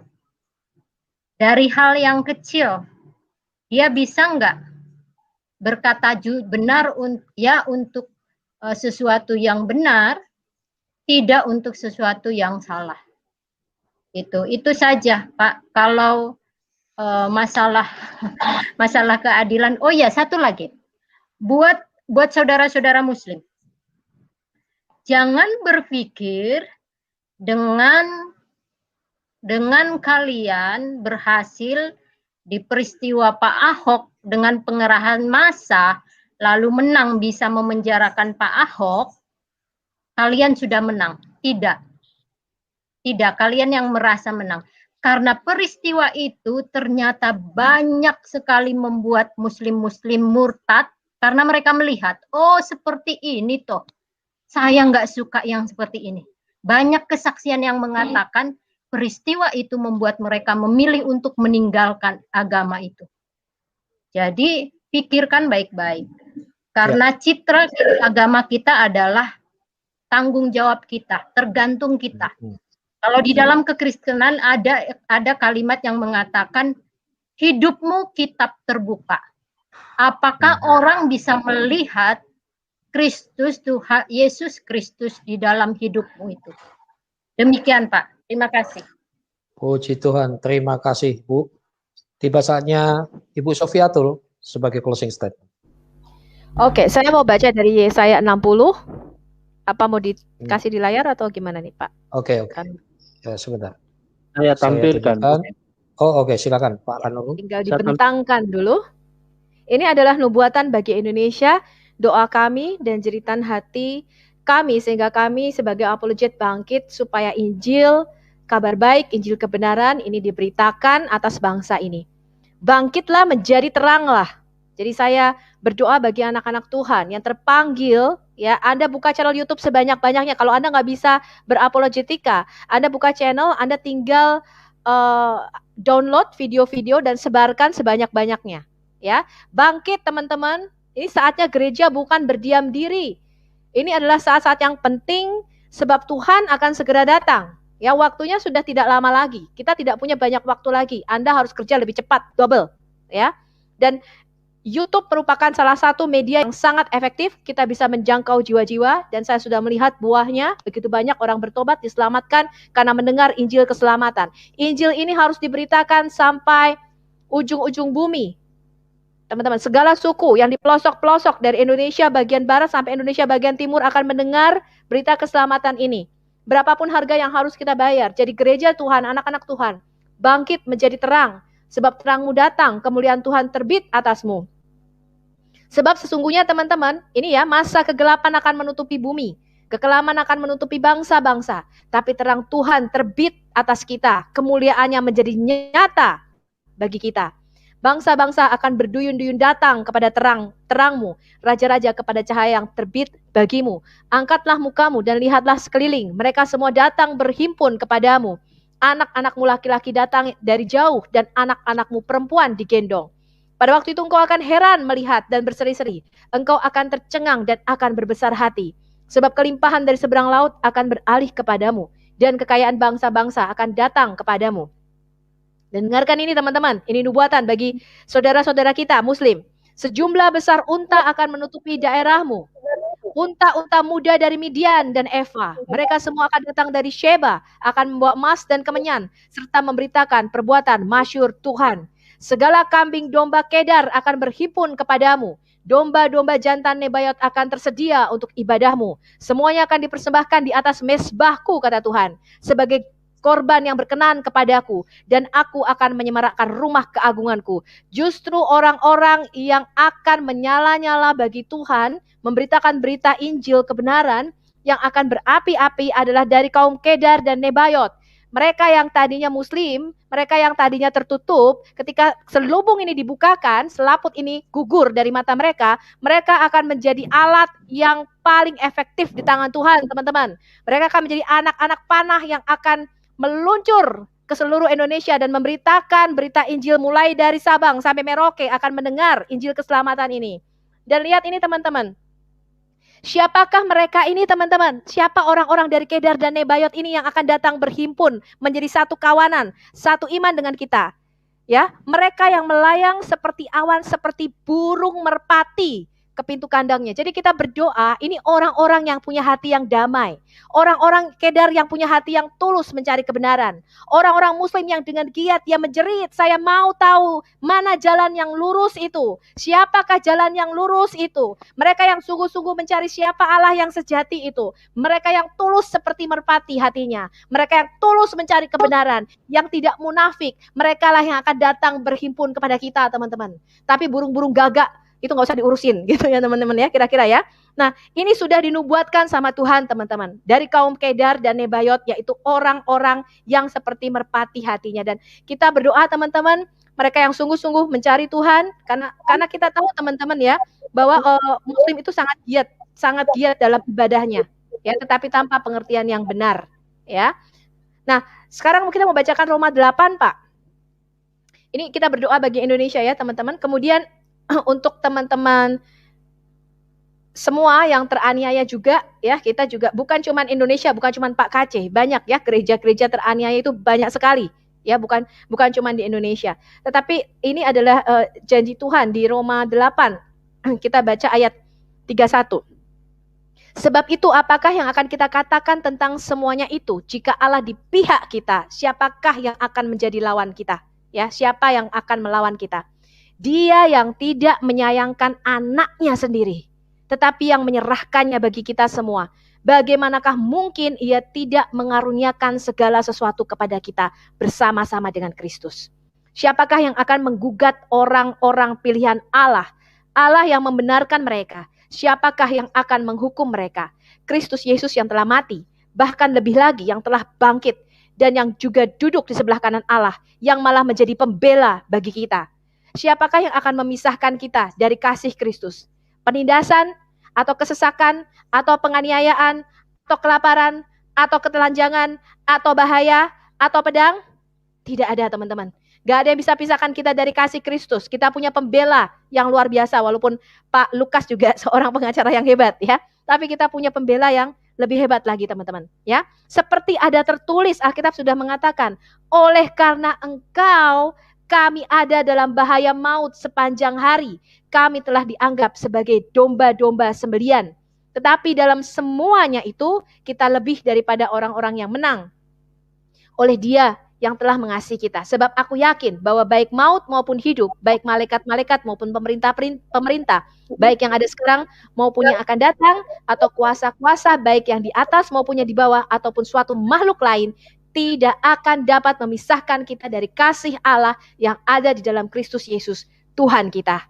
Amin. Mantap Bu Sofi. Luar biasa. Puji Tuhan. Baik, kita sudah kumpul. Pak Kanur. Oke, Pak Amin Wijaya. Ya, 30 detik saya hanya ingin mengingatkan, saya hanya ingin mengingatkan kepada saudara-saudara saya setanah air, oke, mari kita melakukan Pancasila, yaitu sila kemanusiaan yang adil dan beradab. Adil dan beradab, sekali lagi, adil dan beradab, bukan preman jalanan. Terus, yang kedua, keadilan sosial bagi seluruh rakyat Indonesia. Bukan hanya satu golongan saja, tapi keadilan bagi semua golongan sesama anak bangsa agar tercipta persatuan Indonesia. Baik. Sekian, Tuhan terima kasih. Memberkati. Terima kasih saudara-saudaraku. Agama dan Tuhan itu harusnya mengupgrade orang dari biadab menjadi beradab, dari kebencian menjadi kasih. Harusnya demikian. Dan sekali lagi, mari kita tegakkan keadilan dengan otak, dengan argumentasi, data, fakta, dan dengan kasih demi bangsa ini.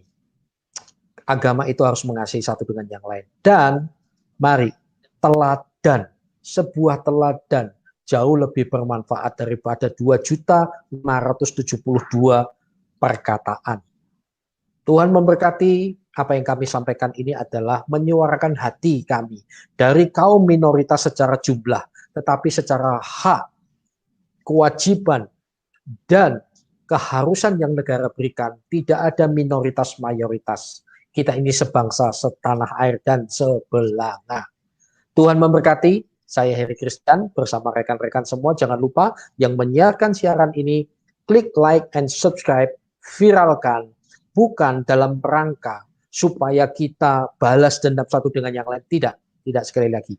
Tetapi suarakan keadilan sosial bagi seluruh rakyat Indonesia. Amin. Kita berdoa. Tuhan Yesus, terima kasih Engkau baik, Engkau luar biasa. Kami berdoa untuk bangsa ini. Mohon Tuhan, Pancasila ini sudah hebat. Hukum-hukum di negara kami ini sudah luar biasa. Tapi satu hal Tuhan, mampukan setiap pemimpin kami memiliki nawaitu, memiliki niat untuk betul-betul membangun bangsa ini. Kami berdoa untuk seluruh agama di Indonesia, secara khusus Islam yang mayoritas secara jumlah, tapi kami minta lawatan-Mu untuk kami semua, supaya setiap kami bisa saling menghargai dan tidak ada yang superior menang sendiri, tetapi kasih karunia-Mu Tuhan adalah keadilan kami. Terima kasih, kami saat ini berdoa secara khusus Pak MKC, di dalam kesulitannya, kami minta ini hikmat marifat, Engkaulah pembela yang agung. Demikian juga Kristofer yang lain, demikian juga para murtadin-murtadin yang saat ini juga mengalami banyak ancaman. Kami minta lawatan-Mu. Terima kasih untuk setiap yang ada di room ini, di live chat, dan setiap channel yang menyiarkan ini diberkati. Di dalam nama Bapa, Putra, dan Roh Kudus, di dalam nama Tuhan Yesus Kristus. Haleluya. Amin.